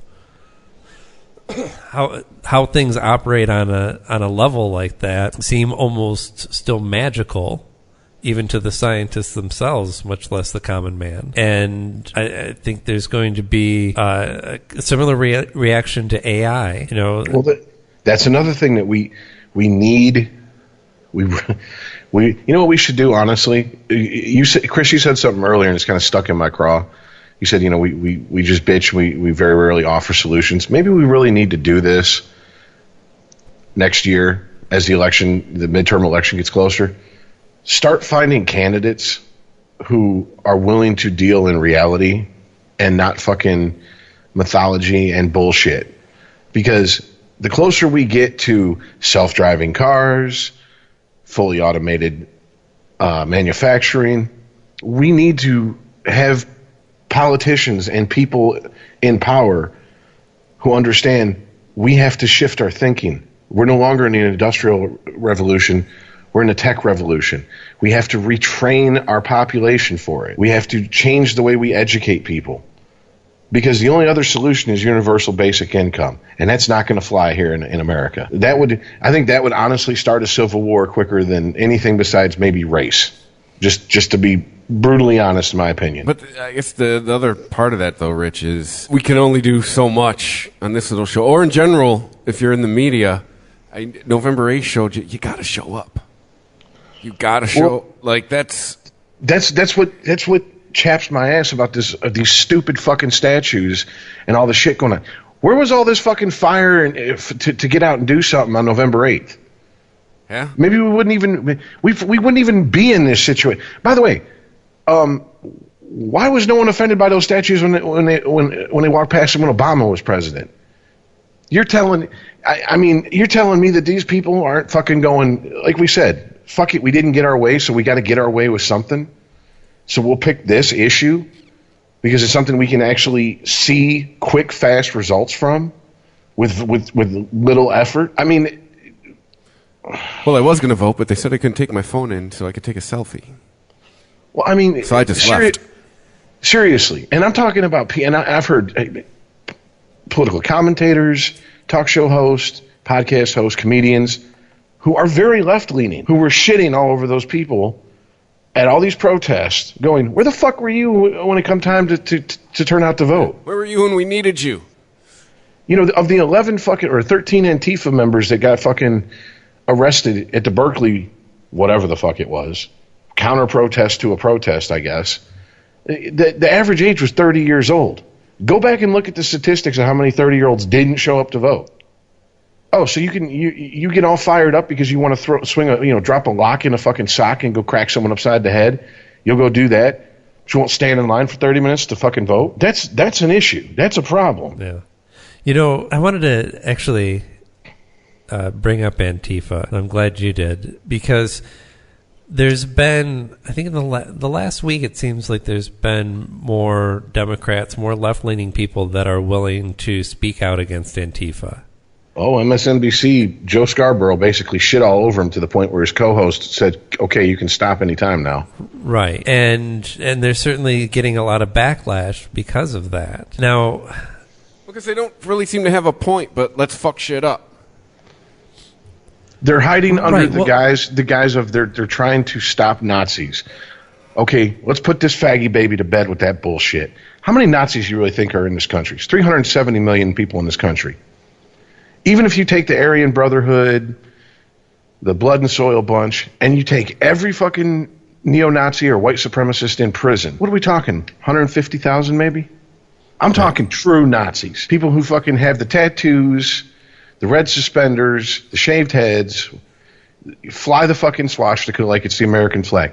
150,000 tops. But it seems to be the millennials that are sticking by Antifa and supporting this false argument of having to pick sides in this. It's because that if it's Nazis versus Antifa, then you can't support, you either support Nazis or you support Antifa. Which one is it? It's because we didn't get our way. Fuck you, I'm smoking a joint. That's my option. I mean, here's the issue. There is no issue. We don't have a Nazi problem. You know, yeah, if you believe the media in the last 2 weeks, all white people are Nazis. All white people believe in white supremacists or white supremacy. I follow the Young Turks on Facebook, and they're, a very left-leaning news organization. And I do it just so basically, because the one thing I'll give them credit for is they tell you right off the bat what's that, this ain't fair and balanced. We're not even going to fucking try to act like we're being fair and balanced. Fuck Republicans, fuck the right, fuck conservatives. And it's sometimes refreshing to hear someone's take on this shit. Well, one of their hosts had been out of the country for the last month. I'm not sure exactly what he was doing. And he came back he made Went to Russia? He came back with the thickest beard I've ever seen. So, I don't know. If it's a sex change, I don't think he got the memo on what you're supposed to do. But no, he came back and he made a video. And in this video, he was like, I leave for a month and I come back and we're just being overrun with Nazis. And I'm like, overrun? Yeah. You are in the media, dude. Right, yeah. I get that you are fucking a very left-wing organization. Overrun? There was 20 people that showed up at the protest the weekend after Charlottesville. Dude, right. But it's the same. People are talking about this like like Trump found a few Nazis and spilled water on them. They multiplied. No, there's the same amount of these people as there were under Obama. It's just how much they felt like they were free to share their viewpoint. Well, it's the same alarmist mentality that goes to, where the picture is painted, if you're a black male between 18 and 30, you better just run serpentine everywhere you go. It's the same kind of alarmist message. Now, every hey, that white guy next to you, he may be a Nazi. It's the same. Again, right. It's also we're in the age of hyperbole, guys. The golden age. Right. It's also the path of least resistance mentally when it comes to figuring out how did we get here with Trump. To say Trump's a racist and people who support him are racist and we're not racist, so it's racist against non-racists. Because it's an when answer the actual truth of how we got to Trump is much more complicated than that and implicates just about everybody in this fucking country. identity politics. It's because then it's something they don't want to have to admit. Because did we talk about it earlier? If you admit there's a problem, then there's a problem. Well, you don't want to admit it. That is one of the reasons. But yes, that is definitely part of it. I think that there's not enough being made of the correlation between the fact that the millennials and the generation that's in school right now are some of the least educated as far as history. And we're seeing basically McCarthyism, but now it's with Nazis. We're seeing the Red Scare all over again. It's just this time it's the left perpetuating this nonsense. Right. You said it exactly right, Chris.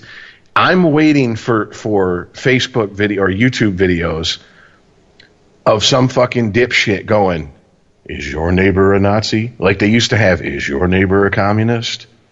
You know, I mean, and if you think I'm joking, once again, if you're a millennial and you don't know what I'm talking about, one, thank you for proving my point. I appreciate that. Two, go look it the fuck up, because there's no truer fucking statement than those that don't remember history will be doomed to repeat it. It's the same nonsense. That was my rationale with the statues, quite honestly. But again, middle class, straight white male, not allowed to think that way. Remember when we were kids? Everybody that was anti-free speech and you can't say this and you can't say that, they were on the right, and it was the left fighting that. You know, it was the PMRC, which everyone quotes Tipper Gore. There was a lot of Christian, Republicans on funding that and all that shit too. Yeah. You know, the whole the backmasking in music and Satanists in music and that panic and all that shit. That was all right wingers in the 60s, 70s, and 80s, and it was the left wingers who fought it. Yeah, and what was their argument? It's offensive. And now we have a whole generation of left wingers who are doing the exact same thing that they fought 30, 40, 50 years ago, because history doesn't mean shit to them until they want to go, well, historically. And then they give you some fucking stat about, 300 years ago, someone stepped on someone's toe and then it affected their ancestors and the butterfly effect. And it's like, okay, yeah, look, here's the deal. We get all that, man. We know it. We know it better than you do. They don't see it's the same mentality. We find it offensive. Same thing. Once again, there is no constitutional right in this country to not be offended. It is not against the law for someone to go, "You're gay, I don't like you because you're gay." That's not a crime yet, right? It's not a crime to look at someone who goes, "There's 76 genders, Tumblr told me," and go, "You're full of shit, there's 2 of them." It's not a crime. And somewhere along the line, we have really got to the point where if I'm offended, then that's a crime. That's hate speech, which, by the way, is protected by the First Amendment. We just had the highest court in the land fucking make that ruling less than 2 months ago. So anyone who tells you, because we have to keep proving this point, anyone that tells you that hate speech is not protected by the First Amendment is either lying or fucking ignorant. And I cannot believe, even in the faith, I posted the fucking documents that were written by the Supreme Court to a guy who kept just saying hate speech is not is not protected by the First Amendment. I posted literally what they wrote, word for word, and he said that doesn't mean shit. It's more of that white male evidence. Yeah, I know. How dare I use facts? And I'm like, what? I'm like, dude, this is the problem right here. This is the problem. You don't want to hear it. Yeah. If I don't like mean shit to you, but the rest of the country is agreeing on it. If I don't like it, then it needs to be shut down. Shut it down. I don't like it. All right. And look, there's a lot of shit I don't like that I think should be shut down. But ultimately, I'm real hard on religion. Okay. But I'm not saying let's run every fucking church out of the country. I'm just saying tax the shit out of them. And if they say, fuck it, I'm taking my ball and going home, bye. That's a big difference than outlawing them and banning them and running them out of the country. All right? That's what people don't understand. They hear, oh, you're hard on, that's how you feel about religion. So why can't I feel that way about someone who says, I don't like gay people? Right. I'm not anti-religion. I'm anti-religion being involved anyway in my life. Yeah. I don't want dogma near my public policy. I've said it before and I'll say it again. I don't understand why the Jews get such a hard time. Because the Jews are not knocking on your door saying, have you heard of the Torah? They don't recruit. You got to go to them. I mean, it is not a religion that's like, here, we're going to spread this religion. They got rules to where if you are born if you have a Jewish father and a non-Jewish mother, you're not a real Jew. Nope. It's handed down through the mother side. I mean, I have no problem with the Jews. Well, Jews control Hollywood. Jews control that. Jews control this. Okay, well, you know what? Yeah, there's a lot of Jews in Hollywood. But does that mean that it's a conspiracy? I mean, there's a lot of black people in rap. Does that mean it's a conspiracy to keep the white man out? Blacks control rap. Hey, don't be mad the Jews are figured out how to make more money. I mean, there's a lot of black guys in basketball. Is that a conspiracy to keep the white man out? No. It's just it's no more than it's a conspiracy than hockey's a conspiracy to keep the black man out. Guess what? Hockey comes from Canada. 37 million people in that country. They don't even have close to the same population of black people we have. And on top of that, as my one black friend said, why the fuck would I go out and play a sport where 6 guys with sticks are chasing me? I'll tell you, you don't find ice hockey rinks in the middle of inner cities either. I mean, you're starting to. It's another ugly truth we don't want to admit. Hey, sometimes people gravitate towards something. I mean, you're starting to.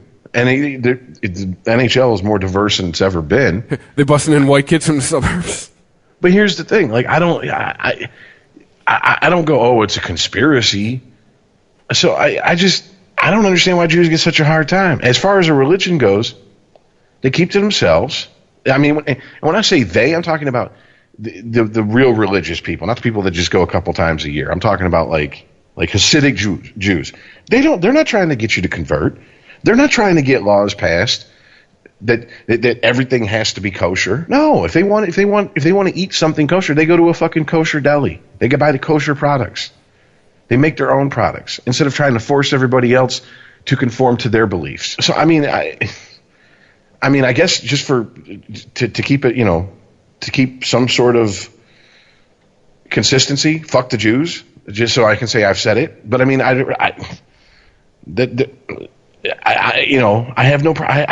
don't see a problem there.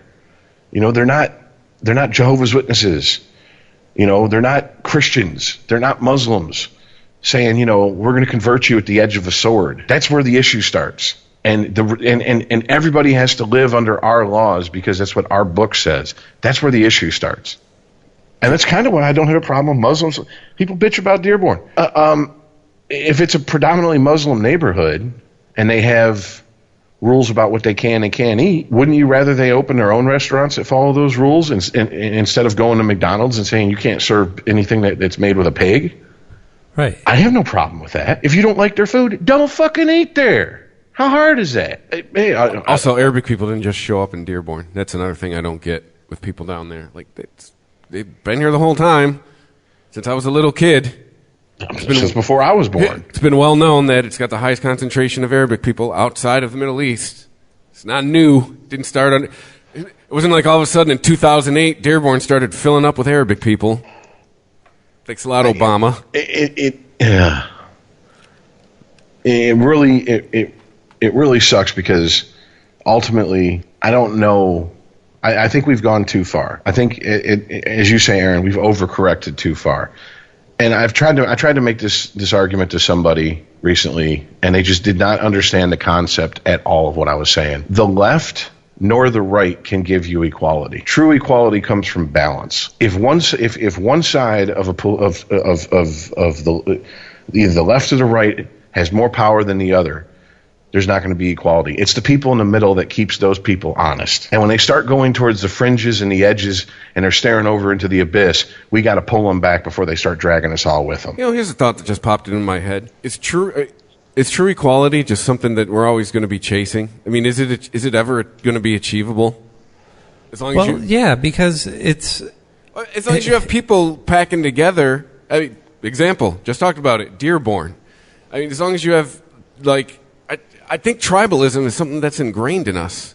Well, but think about it this way. If you want to talk about equality, you're talking about human rights. And human rights is basically religion without the mystical part of it. It constantly changes. We're talking now about healthcare being a human right. That's something that's a relatively new concept when it comes to our basic ideas of human rights. But all of our ideas of human rights are a construct that we believe in collectively. And it's certainly not even a universal one. It's one that we think that applies to everybody equally. But there's plenty of people on this planet that don't believe in human rights. They believe in some sort of natural order. And even in the book Humans, the brief history of mankind, the author talks about, he refers to liberal humanist and liberal humanism as this construct, and every time it comes up, he always has to point out that this is a concept that has no basis in nature, right? That if your claim is that we are all born with human rights, well, from where? Where do you see that concept reflected in nature at all? Does you don't, and that's the ugly truth. Does the lamb have human rights to not be eaten by the wolf? To me, no. I'm not saying it's a bad thing. I'm not saying that it's a ridiculous concept. I'm saying it's only something that we collectively agree on, and so is mutable. It is changeable. And to me, the idea of where your rights come from, they come from you.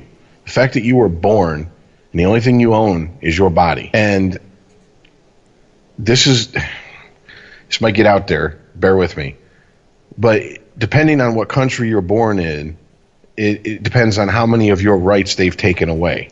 Because if we were born in the wild, we could do whatever the fuck we wanted with ourselves. Right, we're all giving up some of our basic rights to do whatever the fuck we want by living in society. I guess kind of my point on this is, as long as we roam in packs, whether it's neighborhoods, cities, states, countries, I don't think you're ever going to have true equality, because each different pack is going to have their idea about basic human rights. But a lot of the problem comes from we can't have honest discussions. For some reason, honesty has become hate speech. And by that I mean, take a very militant modern-day feminist. I'm fighting for women's rights. What right do you have as a woman or what rights do I have as a man that you don't have as a woman? By the law. Their argument would be is we got them way sooner. Just saying. I've had this conversation a couple times. That's you're not answering the question. What rights do we have that you don't? Isn't this where I'm supposed to go wage gap? Okay, the earning gap, because the wage gap is bullshit. It's an earning gap. That's even left wing newspapers and colleges have proven that wrong. They just go, nope, la la la, and stick their fingers in their ears and refuse to listen to it. So if you're but do you see what I'm getting at? We can't have an honest conversation.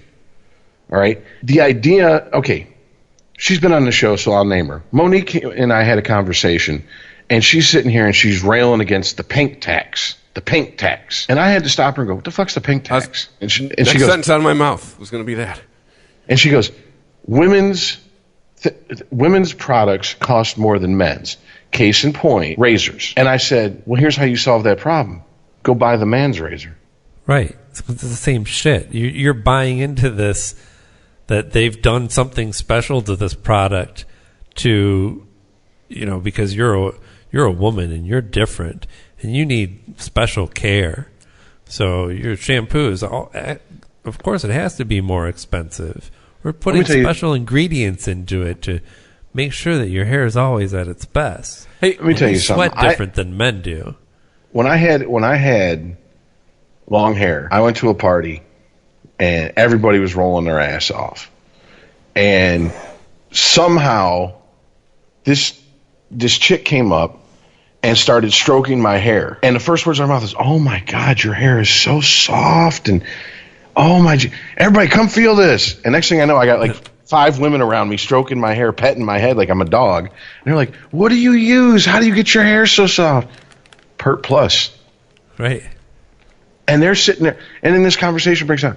I buy Aussie formula and conditioner and leave-in and cream rinse and blah, blah, blah. And I'm like, Pert Plus. $3, you know.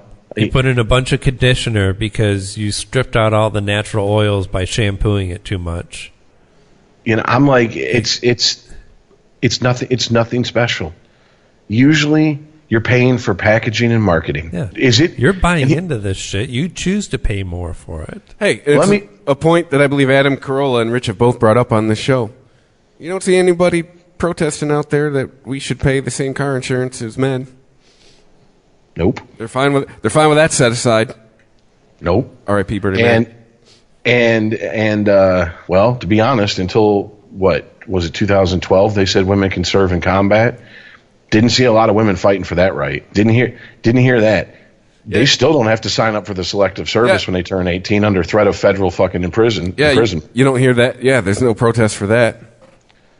So I mean, honest conversation means you got to put your feelings aside and stop looking to be hurt and offended. And we can't have honest conversations anymore because people are walking around looking to be a victim. I remember, you know, back in the day when dinosaurs roamed the earth, because I'm going to sound like my fucking grandfather now, but I remember a time when being a victim was a bad thing. You fought to not be a victim. You didn't want to be seen as a victim, you know? It was something that if it happened to you, it was a tragedy and you had to overcome it. Now it's something to strive for. To be a part of a group that's it's higher up on the victimhood totem pole. Yeah. And I go out of my way to try and figure out how I was not a victim in any given situation. You know, I don't want to be the victim. To me, being a victim is relinquishing some control. Exactly. You know, everybody finds themselves in situations where, you know, just shit's going to happen and it's not your fault. Okay? The world's chaotic. The world's a crazy place. Screws fall out all the time. So the way that you can take control is say, well, how much of that situation do I have control over? Yeah, isn't there some kind of quote that says some about how you handle tragedies, what defines you as a person or some shit like that? Yeah. Well, I mean, from my own personal experience, I found myself in a situation where I lived, I was getting mugged. And was I a victim of mugging? Yeah. So you found a way to remedy your situation to no longer be a victim. Right. I moved out of the city. Well, another problem is at some point we've that white male privilege. At some point we've confused an equal playing field, a level playing field. When it comes to equality, we've confused these two things. That we've confused with equal results. And that's just not how the world works. Yeah, that's going completely against nature. You can take two people, one who has barely any talent, and give them a guitar, and you can take a person who, for whatever reason, was born with perfect pitch, and can play their ass off with hardly any fucking woodshed time, and the person with hardly any talent who fucking slugs it out can make it in the music business, while the guy with all the natural born gifts sits on his ass noodling around in his bedroom. Uh-huh. I mean, just the act of having to work at learning that instrument gives them the type of drive that it will take to be successful in that industry. You know, I mean, the problem is a level playing field. I'm all for. How do you guarantee equal results? Whatever happened to when we were all kids? I'm sure we all heard this. Life isn't fair. Mm-hmm. That doesn't seem to be going around anymore. Because I was starting to see this towards the end of my school days. That wasn't being said anymore. Parents weren't teaching their kids that. The school wasn't teaching that. The school wasn't, look, here's the deal. You are not as good at math as Johnny, so you're going to have to work harder at math to get the grade that Johnny gets. But Johnny's not as good as you are at English. So Johnny's going to have to read the book 3 or 4 times to understand it the way you understand it when you just fly through it in an afternoon. And that's just the way it is. Different people are wired different. People's brains work differently. Some people my dad could do long division in his head. Stick a gun to my dick, I couldn't do long division in my head. I can barely do division if you give me a piece of fucking paper. You know? I mean, I'm relying on a calculator these days. So, I mean, it's just... But if a teacher tries to make those types of decisions that they should be in charge of making and actually trying to try and mold the curriculum a little bit to the kid and try and find ways to approach it, all you're going to end up with is parents in a principal's office saying, this teacher is shaming my child. Exactly. And you'll be right back where you were. Yeah, how long till grades go away? 5 years? 10 years? I think... I don't know. I think we're pretty close to a pass-fail as is right now. I mean, in public school. You know what's interesting is that as we see artificial intelligence progress, that's most likely actually going to lead to one of the more immediate effects of artificial intelligence is going to be a better education system. And I think overall just smarter people. Because, first of all, it's just human nature, we're competitive. There's no way something that we built is going to outsmart us. So we'll find a way to try and stay ahead of the curve on that. Whether we can or not is debatable. But also, just the act of creating artificial intelligence, and in order to create artificial intelligence, we only have one model to base that off of. We have one... Johnny Five? No, us. Ah. We only have our own intelligence to base any other types. We don't have other intelligent beings on this planet or elsewhere that we can converse with and study and figure out how their brains work. So when we create artificial intelligence, it has to learn the same way that we do. And the act of creating artificial intelligence it allows us to experiment with different ways of learning without going through these like multi-decade studies. I mean, first of all, you can't really just have an A-B comparison when it comes to studying learning, because it would require basically raising kids with no education at all in order to be your constant in the study, and that's just inhumane. But with artificial intelligence, it's fine. Oh, you can just pluck them out of Detroit public schools. You make a artificial intelligence and you give it very little information, and then you give all the information to another one, and you study the ways that they learn. And hopefully, if we realize that, there's nothing really different about the way that artificial intelligence will operate other than the speed at which it can, then we can apply those same ways of learning to our education system. And even then, I mean, when it comes to artificial intelligence, there's not just one company out there interested in this. So we're seeing a multitude of different ways to come at it. Ultimately, we might be seeing the tests in play now. Whatever company ultimately comes up with the first artificial intelligence that's able to pass a Turing test or what have you, that's actually able to operate in the same way that we understand a human to be intelligent, well, then that will be the winner, and we'll just have to go back and unravel how did we get to that part, and how did we get to that level of intelligence in this artificial construction. But anyway, I didn't mean to go off into a singularity rabbit hole.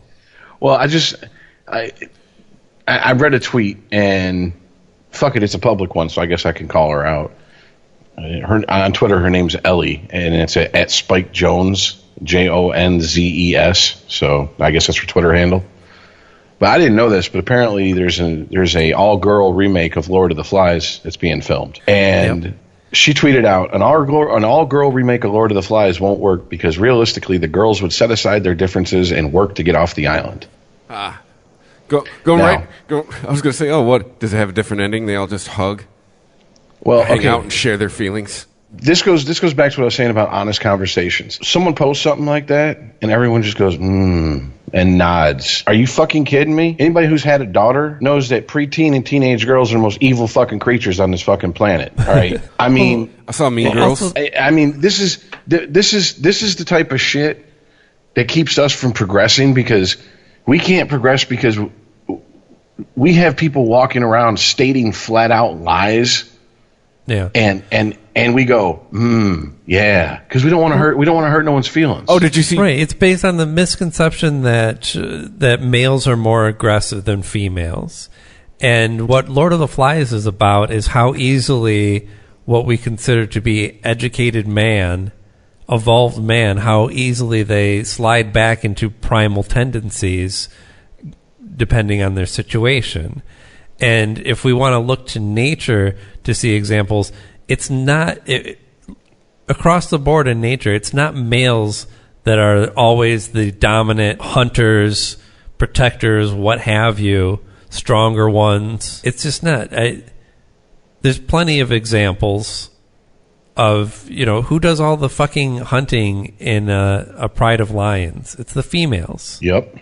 The males may look big and intimidating, but that's because, they're really just there to face down each other and make sure that nobody fucks their women. Exactly. That's what all that shit is for. Mm-hmm. The actual real tools of going out and getting an antelope and dragging it back, that's all in the female. So, and even in primates, you see examples of that. I'm saying you see examples of both. There's been studies, there's been experiments done that prove, that have been put to the test with scientific theory, that there are different biological makeups in males and females. And to say that... Oh, you can't say that. Oh, no. I don't understand that. I feel like I'm an alien looking at like an ant farm, and like, what? I don't understand what they're doing here. Like I don't even understand people that they're like, oh, you can't say that. What studies do you have to back it up? How many years have you dedicated, or someone that you've read papers that are peer reviewed, et cetera, has dedicated to the study of this? Well, I read it in my gender studies class. Okay, that don't mean shit to me. I mean, just because someone puts something in a book doesn't make it true. To me, I've always just wondered, like, my argument for that, I am not a scientist, is just our genitals. That isn't proof enough for you. We're probably built kind of different. Well, here's, one of the ones that blew my mind was they gave young chimpanzees, toys. They had, like, Tonka trucks and dolls and action figures and shit like that. And it was funny that almost to a chimp, the males gravitated towards the things with wheels, and they were rolling them around. And the female chimps were picking up dolls and carrying them around like they were their babies. Yeah, it's instinctual. We don't want to admit it. Again, like a third or fourth sighting, Adam Carolla talks about all the time. He has two identical twins that are the same age.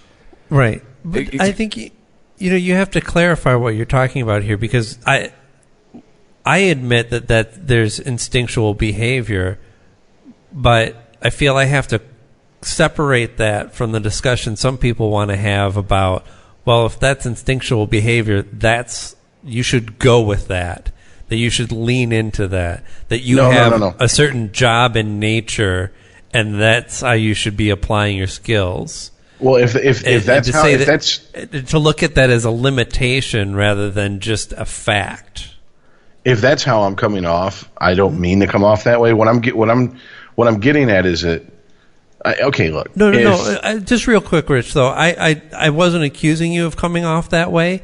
It's just that is there's still plenty of people in this world that is their argument, that, well, this is nature and this is how it should be. No, this is nature, but nature no longer dictates how things should be for us. Those are two different things, and I think you were the latter. Yeah. I don't think we're talking about like a caste system.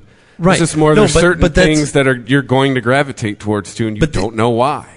The only reason I'm pointing that out is because that's part of why it's so hard to have these discussions. Because as soon as you start talking about nature, you're lumped in with these same asswipes who are like, well, that's our nature. That's part of our nature, and that's just the way things should be.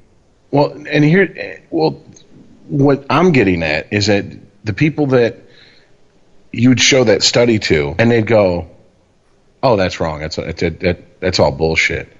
It's like, okay, wait a minute. What proof do you have to the contrary then? What do you have to back that up? Oh, I was told that gender's a social construct. Gender's a social construct. Okay?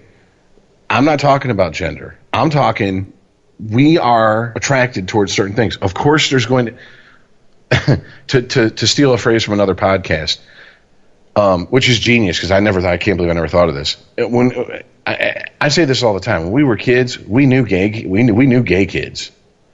It's just our hormones hadn't kicked in yet, and they were pre-gay. Yeah. But when their hormones kicked in, they were like, everybody's gravitating towards liking girls, but I really want to fuck the gym teacher, and nothing wrong with that. But you're born with certain things, okay? Proclivities. You can't change certain things. And when you fight your very nature, you end up with some very fucked up people.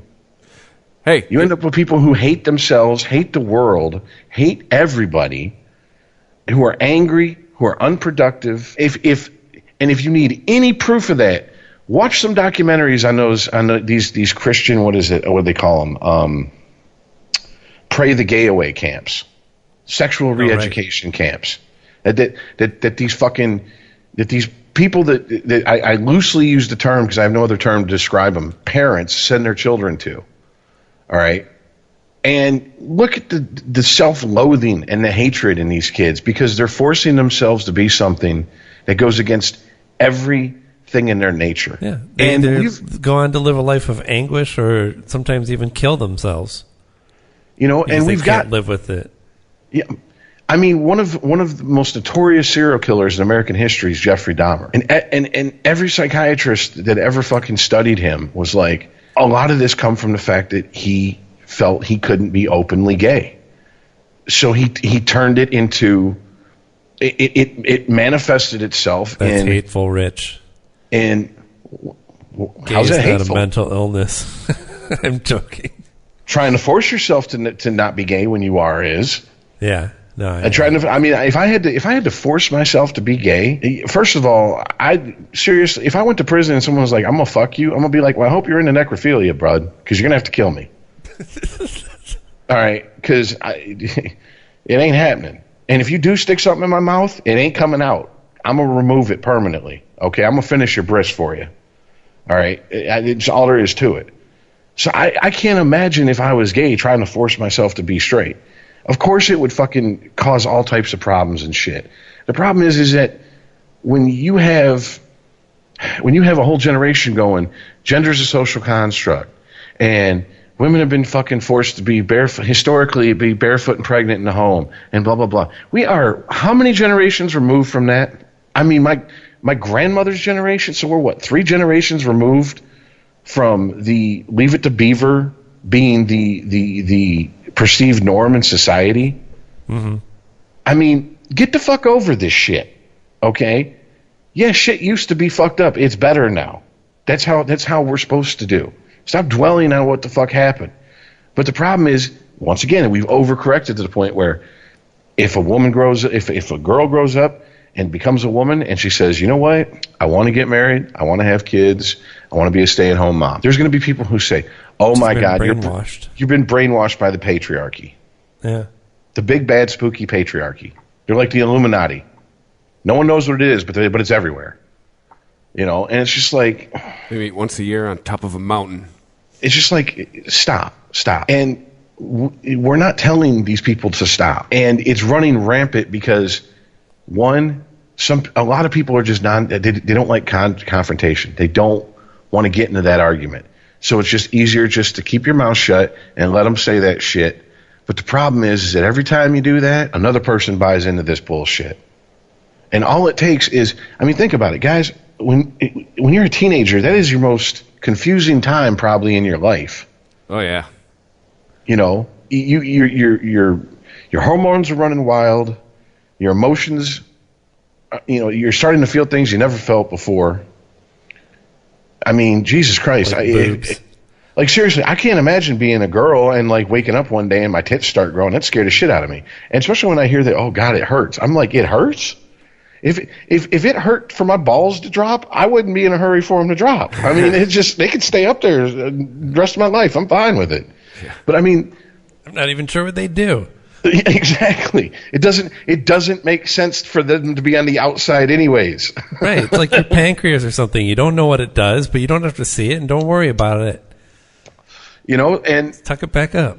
You take people who, for whatever reason, are angry or bitter or pissed off, and they start fucking indoctrinating people on the internet with this bullshit, and you get people going, oh, yeah, that's what's going on. I've been wondering what the fuck's going on? I'm being oppressed. I'm a victim. I now belong to something. I mean, it's really no different than the mentality of why a fucking bunch of teenage kids would join gangs. It's a sense of belonging. It's really no different than why a bunch of fucking teenagers join the military. It's a sense of belonging. It's a sense of brotherhood. It's a sense of a shared experience with somebody that you can't understand unless you're part of it, right? And I get that. But when it turns into, oh, well, we're fighting for equality. Okay, well, what rights are you fighting for today? I want to be able to tax men 17% higher at my business because of the pink tax. Okay, well, go ahead and do it. Just don't expect a lot of men to show up on that day. Okay, but I don't see how that's a right. And that's not evening the playing field. That's tipping the scales. And this is how it manifests itself. And we have a country full of it now. And I'm over it. I don't even care. I don't care anymore. I got into a conversation and someone recently said, "You hate women," and I was like, well, whatever. Someone's got to tell you.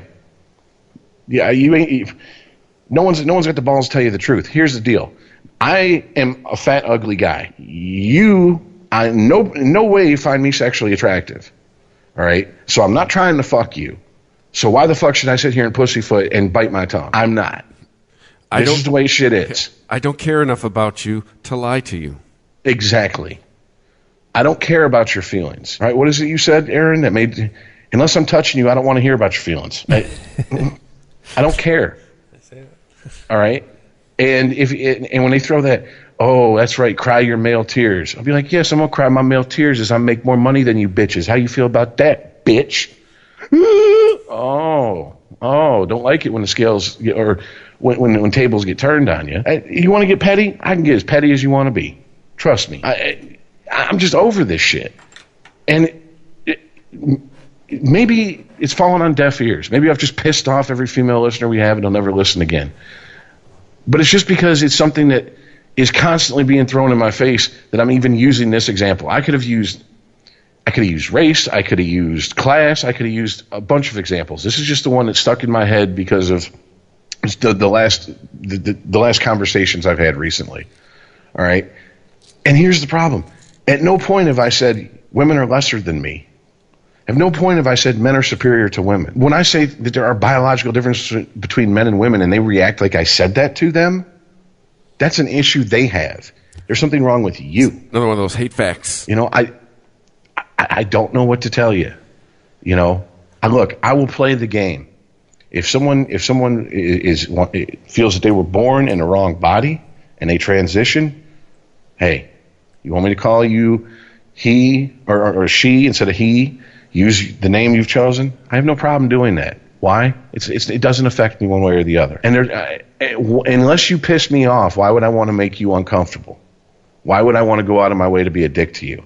Unless you give me a reason. That's how I look at that. But to get in my face and you don't care. That's not good enough. You need to. If you're not with us, you're against us. Okay, Bush. All right. Come on, man. This is all nonsense. And this goes back to the whole thing I said before we got on air. What's been solved with the statues coming down? Nothing. All the same problems are still here waiting for us. All these marches against fascism. All right, what happened? They went down there. They had their big fucking rally, and all these idiots found out, oh shit, they're taking my picture, and oh shit, this is plastered all over the internet. Oh shit, I've lost my job. So what happened at the next rally? 20 people showed up. Right. Okay. Freedom of speech and freedom of the press worked. I had no idea so many people were anti-Nazi in this country. I know, right? Here I was walking around just assuming that, America's a Nazi country. But I mean, hey, we've divided ourselves up quite nicely, and now Trump stepped in to conquer. Think about that. I mean, we've been making it easy for whoever's going to come in and do it. Quite honestly, I mean, we're all turning on each other. Sometimes even when we're wearing the same color tie. This is something that I have to give the right. The right, for the most part, don't give a fuck what other people think. They really don't. If you don't have the same beliefs as them, they don't give a shit. Fuck you. We're just going to push our agenda. We're not even going to try to bother to fucking convince you. I've never had someone try to convince me to be pro-birth. I've never had it. I've only had people tell me their opinion and their stance on it, and that I support murdering children. And I said, okay, that's cool. I'm cool with it. Abortion's green. I'm cool with it. Too many people on this planet anyways. But if I talk to someone on the left, it's you have to think just like me about every subject. And this is clogging up the works, man. It really is. Because we're fast approaching, like I said, if we're not already in the technological revolution, we're fast approaching it. And are we really going to trade the bullshit religion and all that we've done and worked so hard to rise above for now this other bullshit of my feelings trump facts? I mean, it just can't happen, man. If it does, we're fucked. We're just spinning our wheels. We're driving in a circle. And I think more people need to start fucking just calling people out on their bullshit. It's gotten to the point where if you say something in public and someone disagrees with you, the first thing to do is whip out their phone and start screaming at you and go post it online. I mean, what is this? Some chick was accusing a guy of manspreading. So she whipped out a phone, basically got about a foot, maybe about 6 inches away from his face with her phone, screaming at him about how he's manspreading on the fucking public transportation and all this, posted it online. And this guy's getting death threats and shit. All right, well, if that's the game they want to play, two can play that game. Next time someone starts saying some bullshit that is factually incorrect, and they're trying to talk about their feelings trump facts, whip out your phone and start fucking calling them an idiot. Because I just don't see any other way to deal with it. You can't reason with these people. Polite discussion. If you go to a college campus these days, no one wants debate. No, there is no debate. They want echo chamber. Exactly. Hey, by the way, manspreading, if you're against it, fuck you. You don't have balls. You don't know. That's half the time what's happening. It's hot on that subway. These things are stuck to my leg. Yeah, would you rather me just reach down and fucking adjust my shit in front of you? Yeah, it's not like it's not like you're trying to personally invade space. It's like, hey man, my balls are stuck to my fucking leg. Spreading, we're fucking dumb. The things we choose to waste energy on as a group astounds me sometimes. But I mean, to try to put a bow on this fucking shitty package that I've given us today, I'm dead serious. I think I don't care if we reach fucking 100 people, whatever. It's 100 people that maybe wouldn't have been reached.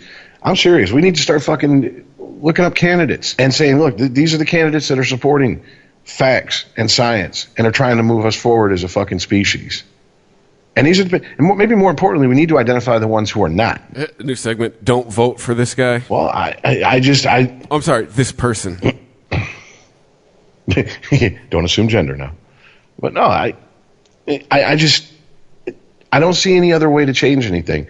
And it's going to have to be at a smaller local level. Because, I mean, president, okay, we see what happens when you got a president who's a fucking complete, unhinged, off-the-rails idiot. You get nothing done. I mean, for all the talk of there's going to be fucking concentration camps and he's going to throw gays and transsexuals in and they're going to be gassing them and burning them, none of that shit's happened. It's just like all the people on the right where, Obama's going to take your guns and he's going to come fuck your white women. None of that shit happened. So, those concentration camps, they'll go where the death panels were supposed to be, right? And the FEMA camps that Bush was going to have, so he could put us all in there. At this point, shit. What's a FEMA camp look like? 3 hots in a cot. If you got cable and air conditioning, I'm down. It's more than I got in my apartment. So I'll take it. But it's the only solution I can come up with is just treat them like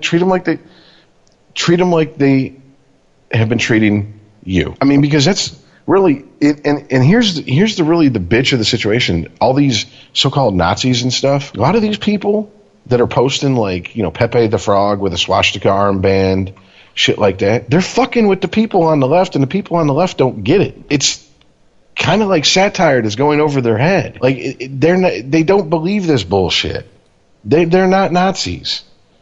They're doing it to piss you off and to get a rise out of you. When you walk around telling everybody what triggers you, don't be surprised if people walk around pushing that button all day who don't like you. Not real hard to understand, is it? I mean, we all were bullied at one point in our life. Did you ever walk up to the bully and said, hey, man, I know you keep talking about, like, my mama's ugly and you fucked her last night. That doesn't bother me. What really would bother me if you picked on me about my autistic sister.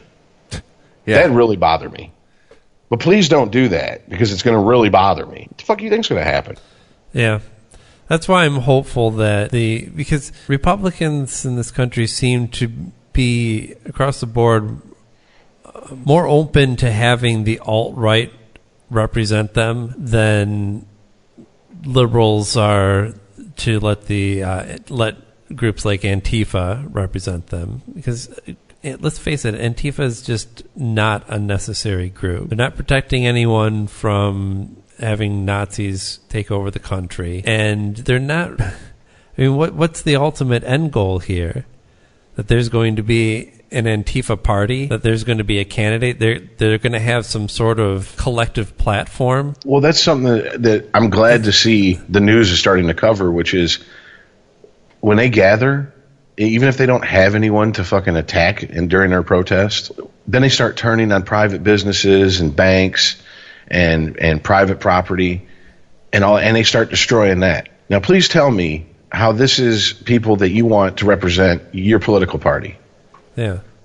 Oh, we ran off the 20 Nazis that showed up. Okay, now let's put this fucking bike rack through the front window of Bank of America and McDonald's and Starbucks and start chucking shit at cops.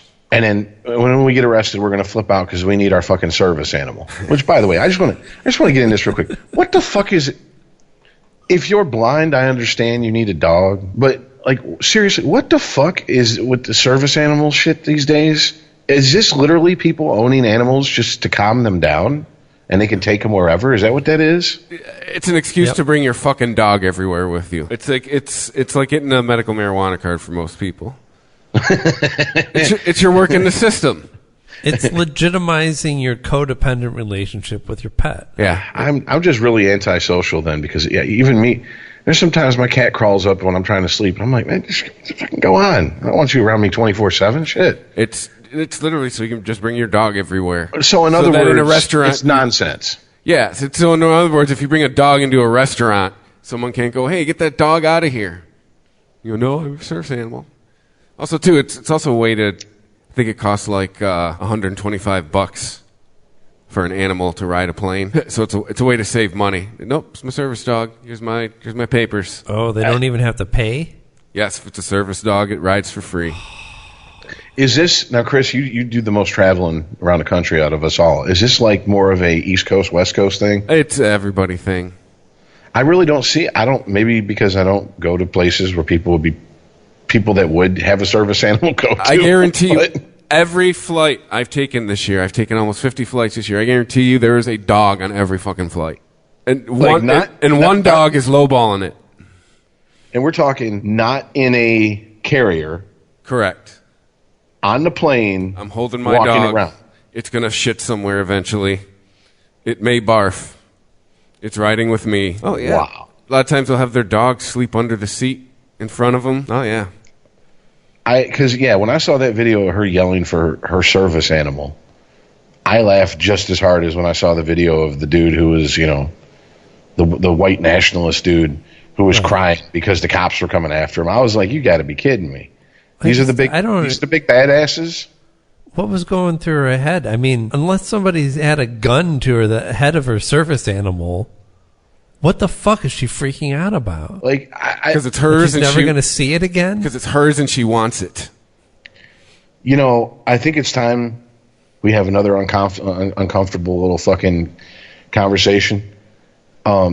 People like that are mentally ill. Like, I'm not saying, like, yeah, if you can't go out in public without a dog at your side, I mean, shouldn't we be encouraging these people to seek some therapy? Sort of long-term therapy? They'll tell you it is their therapy.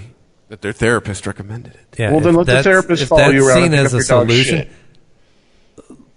As a step, but I mean, wouldn't you ultimately want to wean yourself off the dog? Hey, is it the same line of thinking as opioid addicts? Hey, doctor prescribed it. It's all right. Right. Pay no mind do I have a crazy codependency now. The doctor said it was okay. A couple months later, your friends are like, "What's with the parrot?" No, working my way down. I'm weaning myself off. Yeah, I got a hamster on order for next week. That's what I was just gonna say. The hamster. Then you go down to a mouse. Right. I mean, look, Hey, I'm doing well now. I can go out in public with just fleas. I get it. I understand. I'm a animal lover. Any animal that is not trying to hurt me, I'm all about. You know what I'm saying? It's like, but I just this is mental illness that we are fucking excusing and basically encouraging with this nonsense. Because okay, wait a minute. I think excusing is kind of maybe the wrong term for it. If you're letting a dog run free on a plane and shit all over the place, what would enabling? Would that be a better word? Enabling, yes. Hey, okay. This will blow your mind, then, Rich. There used to be in most airports. There still used to be smoking lounges where you could go and smoke. Well, now those are all gone. But there is now a place at every airport I go to walk your fucking dog to take a shit. That's where we're at. Because you know what's going to happen. Eventually, this is going to catch on to the point where wait, just is it like inside? You're going to have to. I've seen some indoor ones. Yes. Now that you say that, It's like Chris, a treadmill with it's just a telephone pole and It's a like fire hydrant AstroTurf. that goes by over and over again. I know, right? It's like AstroTurf. I've seen that in like shows on TV and shit, and I was like, "What the fuck is that for?" But now I know. But no, you know what's going to happen is eventually there's going to be enough people who get doctors to prescribe them their service animal to where we're going to have like, every business is going to have service animal ramp or something like that. I mean, because this is how it goes. This is how it goes with these type of people. Nothing's ever good enough. I mean, they're like gambling addicts. You can sit down at the crap table with $500, win $500,000, and it's not good enough. You got to win that. You got to win that next hand and that next hand. I mean, it's just the shit never stops. You give them an inch, and they're fucking pole vaulting a couple fucking yards ahead of it. So I'd like to point out that you notice that all these service animals tend to be dogs because cats wouldn't put up with that shit. Yeah. Fuck no. I have seen people travel with a cat, though. I'm not saying it doesn't happen. There's exceptions to every rule, but cat was in the carrier, though. Although one of my first trips when I started going out to Portland, there was a woman hanging out at the airport with a cat on a leash. Oh, okay. Wait a minute. I didn't. He wasn't my service cat, but I had a cat that would walk on a leash, and I actually used to take him to the park, and he would walk on it like a dog. Damn. Now, I'm jealous. I couldn't dictate what direction he was going to walk in because he would lay down and just start, he'd go limp. He'd pull the 5-year-old shit when you're trying to get him out of something. You have to Dr. Dow him? Yeah. But, I mean, if I just held the leash, he would walk and I'd follow him and he'd, go over here and go over there. I mean, there's a skate park in Westland right next to the park I walked him at. Now, he walked over to the fence and all these skaters were like, "Dude, are you walking a cat on a leash? That's awesome." I'm like, taming the pussy. Don't be pussy whip, boys. Whip that pussy. But yeah, I've done it. I mean, the only cat I've ever owned, and I've owned a lot of cats in my life, that ever allowed himself to walk on a leash. So that's different, though. You didn't get a leash for your cat because otherwise you couldn't go to the grocery store. No. And I mean, I need my service animal. Dude, seriously, I'm not a germaphobe. I'm not one of them people that, I won't shake your hand. I'll fist bump because I'm scared of, germs or nothing. I don't want some fucking douchebag walking around with a fucking pocket rat leaning over the meat counter at the grocery store. Get the fuck out of here. I used to kick people out of my the stores I worked at if they brought their dog in the lobby. Like, Dog's got to be outside. Why? Because this is a restaurant. We serve food. Dog has to be outside. Exactly. I don't even know how they allow that in restaurants, because let me tell you something. Well, if it's your service animal, it's allowed. This was just people like, hey, my dog's with me. I want to bring it. No, leave dog in the car. But if they can prove it's a service animal, then it doesn't matter. If someone's blind and they have a dog, let me tell you something. That's a highly trained dog. Yeah. That dog's not going to run wild all over the place. I guarantee you most of these people with these service animals don't have dogs that are even half as trained as a fucking CNI dog. I mean, if they put them on the ground, them fuckers would be running all over the place. Well, I guarantee they're not trained for anything. Their owner found a loophole in the system to be able to bring their ass everywhere. Hey, this dog is good for my anxiety. Doctor said so.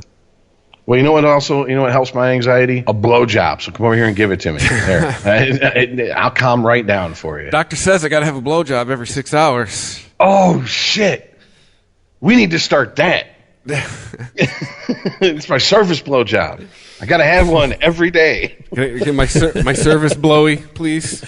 Right. Okay, here's your dog. And an extra large jar of peanut butter. Think of all the work we'll give retired strippers. I mean, it's a win-win. I mean, because most guys, hey, if you're a straight guy, most straight guys, it doesn't really matter what you look like. You start sucking their dick, they're not going to go, please stop. They're going to go, okay, I'll let you finish. And it's pretty much how it works. So we've just created a whole new industry here. See, we're helping. We're problem solvers. And if they're retired strippers, they're only like 30, 31. So, Exactly. Honey, what would you rather do? Spend $20,000 in cosmetology school to make minimum wage cutting hair, or suck dick for a living? I mean, and get paid accordingly. Yeah, $300. I'd almost take a shot in the jaw for $300. I mean, fuck it. So yeah, it's a win-win situation here. Another show that will be held up as our example of empowering women. Well, just since we're going all out on just shitting on women, let's go ahead and shit on a little girl. For the record, I've already hung up on the conversation. I'm not here. Hey, real quick, Chris, play that fucking video of that chick. That Catch Me Outside. Just a little bit of it. I watched some of it earlier with the sound down when we were talking, but I have no idea what it sounds like. I can only imagine. Here we go. I don't even... Bhad Bhabie? Bhad Baby? Bhad Bhabie is how I read it. It's Bhad Bhabie, but with H's after the B.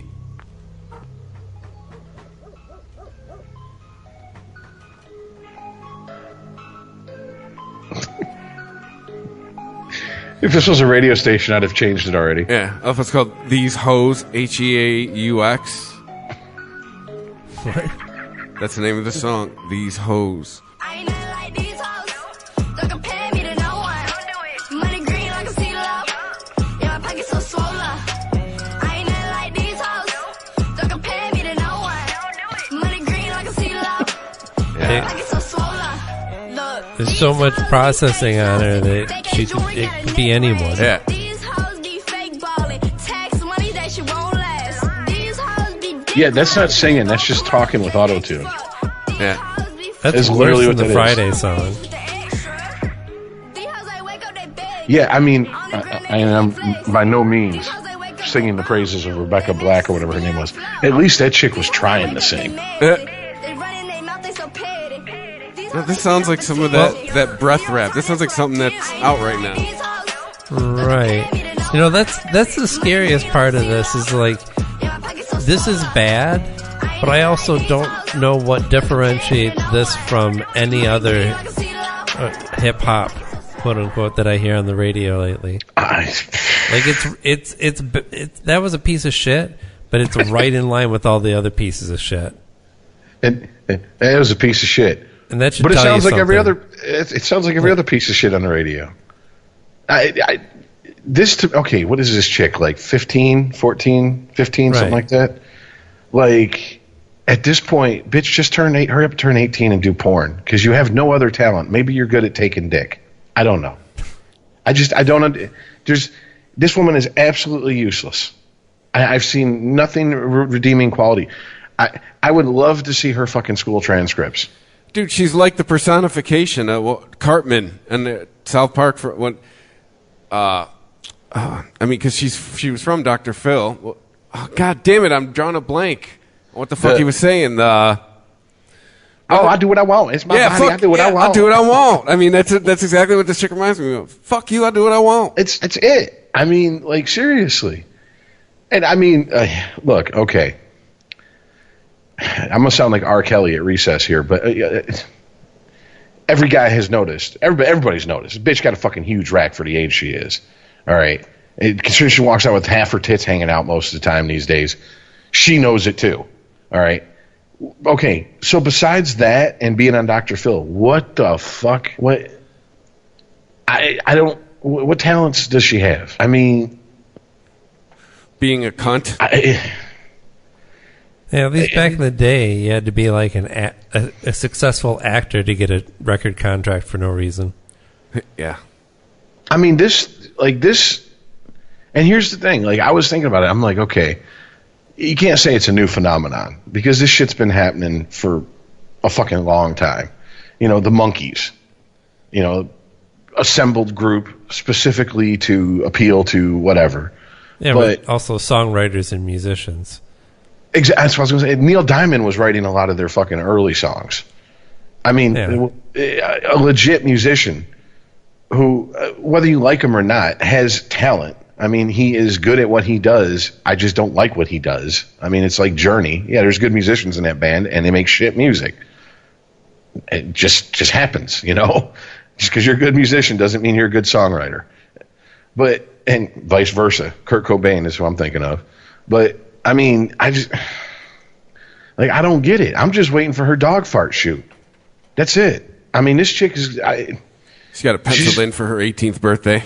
I'm telling you, dude. And she's going to dive right in with like a 10-man gangbang. She's going to be fucking looking like a pincushion, man. There's nothing else for her. If she has a music career, seriously, I will probably rip the radio out of my car because I'll just refuse to be around. Yeah. And there's no way she can have a legit music career. Like that's the thing. Like in the realm of possibilities, yeah, it is possible for her to put her back into whatever small amount of talent she has and use her 15 minutes of fame to make enough money to like pay for an education or something to better her life. But we all know that's not what's going to happen. That's why I said I'd love to see her high school transcripts. If she's pulling better than a 1.5 GPA, I will fucking be shocked. Right. She's going to be a flash in the pan if she's anything. And she's going to make enough money to make her life miserable and probably end up worse off. I find it hilarious. You still think she's in school, Rich? Well, that's true also. Yeah. It's her body. You can't tell her where to put it. She's not going to put it in school. One of the things that I think it gets buried in her story is her dad's a cop. And I'm like, someone stick a microphone and camera in his face. I want to hear what the fuck he's got to say about this shit. Because obviously her mom is just riding this gravy train as far as she can. And I mean, you know, he's got to be sitting there going, oh my God, why couldn't you have been a blowjob? I mean, if this was my daughter, I might have to OJ my ex-wife. I don't know. Like, sorry, you want to go out and be a hoe?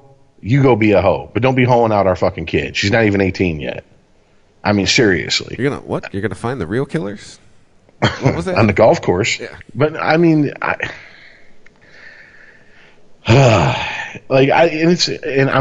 believe me, I'm not prudish, you know, whatever. But it's just like, are we really like celebrating ignorance over? I mean, like unironically at this point. I don't even have to think for an answer to that one. I think absolutely, it's what we do. Dude, we put it in the White House. No matter what, it's all Trump's fault. Well, no, I'm just saying, like, you think we celebrate ignorance? Look who the fuck we elected as president. Absolutely. Somebody who has no use for new facts because he already has all the best facts. And if you think about it, we have lowered the bar at this point as far as qualifications, I mean, this means, talk about this with Mandy the other day, this means all bets are off in 2020 from here on out. The qualifications to be president are now forever changed. Yeah. On another podcast, they were talking about other possible celebrities to run for president. And I mean, they got out there with it. They were like, well, maybe Kanye, but I'm like, okay, Kanye ain't going to win. But then they threw out a name, and I was like, I could almost see it. And that's Oprah Winfrey. Hey, I recall talking about that months ago. She's black. She's a woman. Like, there's how you win, Democrats. Well, let's be honest. I don't see any front runners coming out of the Democrats for 2020. I just don't. They need female Hispanic. You guys watch Fargo? Not really.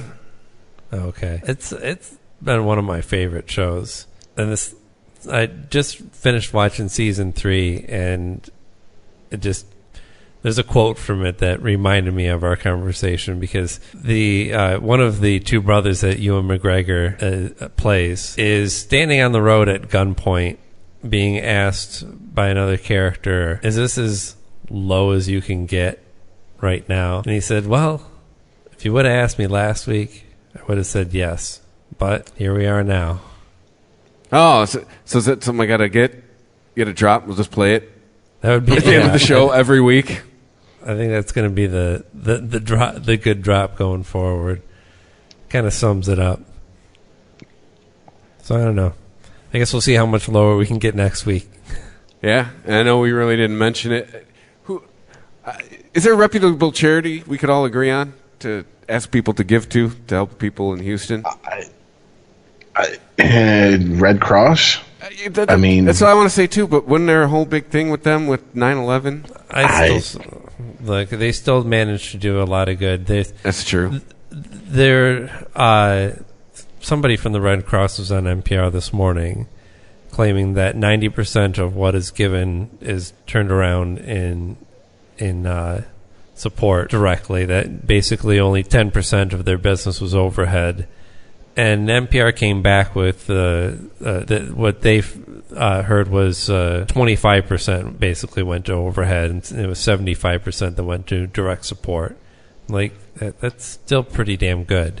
Yeah, they do still show up. They do still administer aid. I mean, considering that even Donnie John gave $1 million. Yeah, Donnie John pledged to give $1 million, and he's pledged to do a lot of things, and hasn't actually ponied up money unless called out on it. God damn it! I knew it. I knew it was, dude. I shouldn't, but I almost feel bad for the guy at this point, because even if he just fucking handed him $1 million in a briefcase, someone would find a way to shit on him about it. Oh, yeah. Whatever, it's a tax write-off, douchebag. That's the only reason you did it. Which I don't know if you've heard. Rich will know this name. J.J. Watt.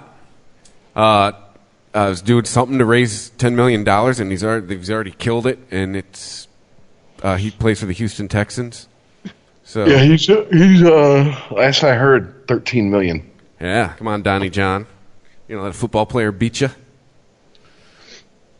Yeah, well, I mean, but hey, this all means give to the Red Cross. There's a lot of people going through some fucked up shit. Well, even if you can't give money, I mean, you can donate blood. Yeah, do something. Something. I saw something today. It was like a 1 in 1,000 a year kind of deal. It's not so much the damage the storm did; it's just the rain that has come with it, and then that came after it. So, I mean, we had a blip on the radar in 2014 compared to this, and that paralyzed the fucking city for a couple.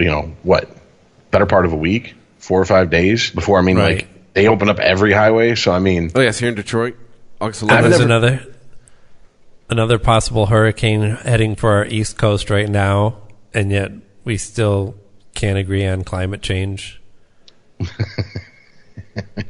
What did Ann Coulter say? It's more likely to be caused by gays than climate change. Yeah. Yeah. Stay classy, Ann. More likely. Classy. Yeah. All I can think of anytime I hear shit on your own point. The only thing I can think of every time I hear her talk is saying you're more likely to best kid with Down syndrome on an SAT. Me and my cat played checkers, and he only beat me three out of 7 games. I'm more likely to beat my own cat at checkers. But no, every time I hear her talk, I just think of that Boondocks episode where her and the Freemans were going on and debating and shit, and then behind the scenes, she's like dating a black guy, and she's all hood and ghetto. She's like, these crab cakes are good as a mug. I fucks with these crab cakes and shit like that. And well, get ready for Ann Coulter to start being more and more crazy, is my prediction, because she's got some competition now. It's like, move over, bacon. Here comes something stupider. I just want to say this, and I know it's a low blow, but whatever. Fuck it. I don't care. What? Anyone who thinks fucking Ann Coulter's hot, I think you really need to come to terms with the fact that you're attracted to transvestites. Okay, that is a mannish looking bitch. All right, I don't know. I don't think maybe hot isn't the word. Like, I think that frankly, Tomi Lahren is hot, and it's duh. But she's attractive enough to transcend her stupidity. If Ann Coulter, frankly, I think is smart. She just is wrong. I think if I agreed with Ann Coulter, I would find her attractive. I mean, Jim Norton said he wanted to like lay her down on her back, drape her head over the side of the bed, and throat fuck her. Maybe in that way, right. But I mean, that's just to shut her up. I will give Tomi Lahren this as well, that on her first appearance on her new job at Fox, she was on Sean Hannity's show, and they were talking about, of course, Hillary Clinton's emails. And she said, because it's summer 2016. Yeah, because that matters now. Right. And her response to it was, hey, if the Democrats drop this whole Russia thing, can then we finally drop the email thing? Like, basically saying, if you're going to say that all of this Russia shit is bullshit partisan politics, then can we agree that Hillary Clinton's emails are bullshit partisan politics? I was like, well, hey, score a point for you. And then they chased her off the set with torches. All right, we'll see how long she lasts there. And right as they chased her off the property. Her. Yeah, I was gonna say right as they chased her off the property, Bill O'Reilly was there to fucking get it, play grab ass. Right. Come here, Tammy. I got a loofah for you. There you go. I already wrote a short story about you and me together. Well, just real quick, have you heard those tapes? Yes. Like that is the creepiest shit ever, dude. The links that guys will go to that they think is going to get them laid never ceases to amaze me. I just want to say that. Like I know I've shit on women in a lot of people's opinion on this show, but we are women. The day that every woman on this planet realizes that pussy rules this world, we're fucked. You know this, right? Like, they will take over within like a week.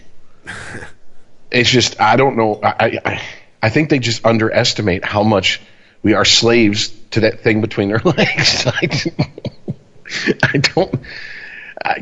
Dude, oh my God. That's the most pro-feminist statement That's not a real quick comment. It's a whole nother podcast. Yeah.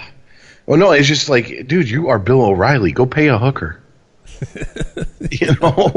Why are you leaving? Why are you leaving proof of how creepy you are?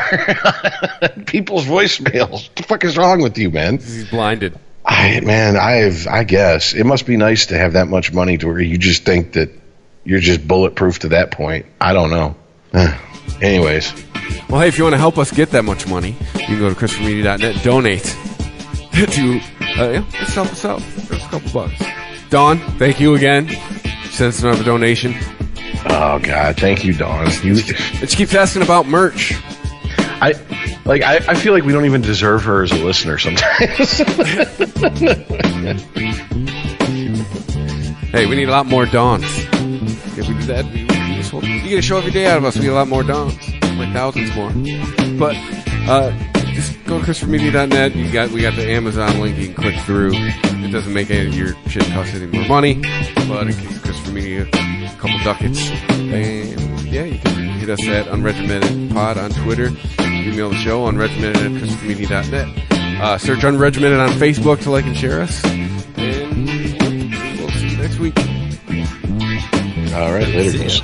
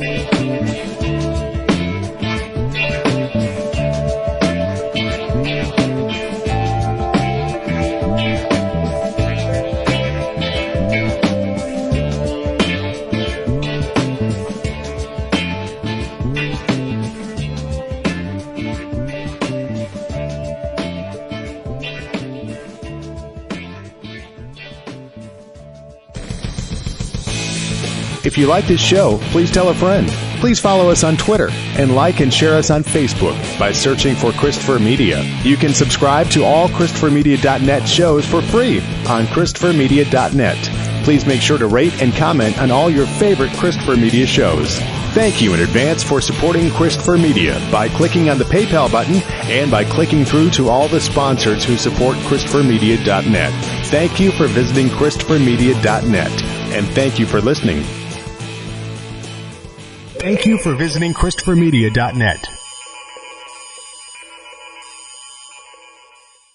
You might not think that a few simple words could make you crave McDonald's breakfast sandwiches. But if you listen closely to the sound of me saying McGriddles, McMuffin, you might be wrong. Ba-da-ba-ba-ba.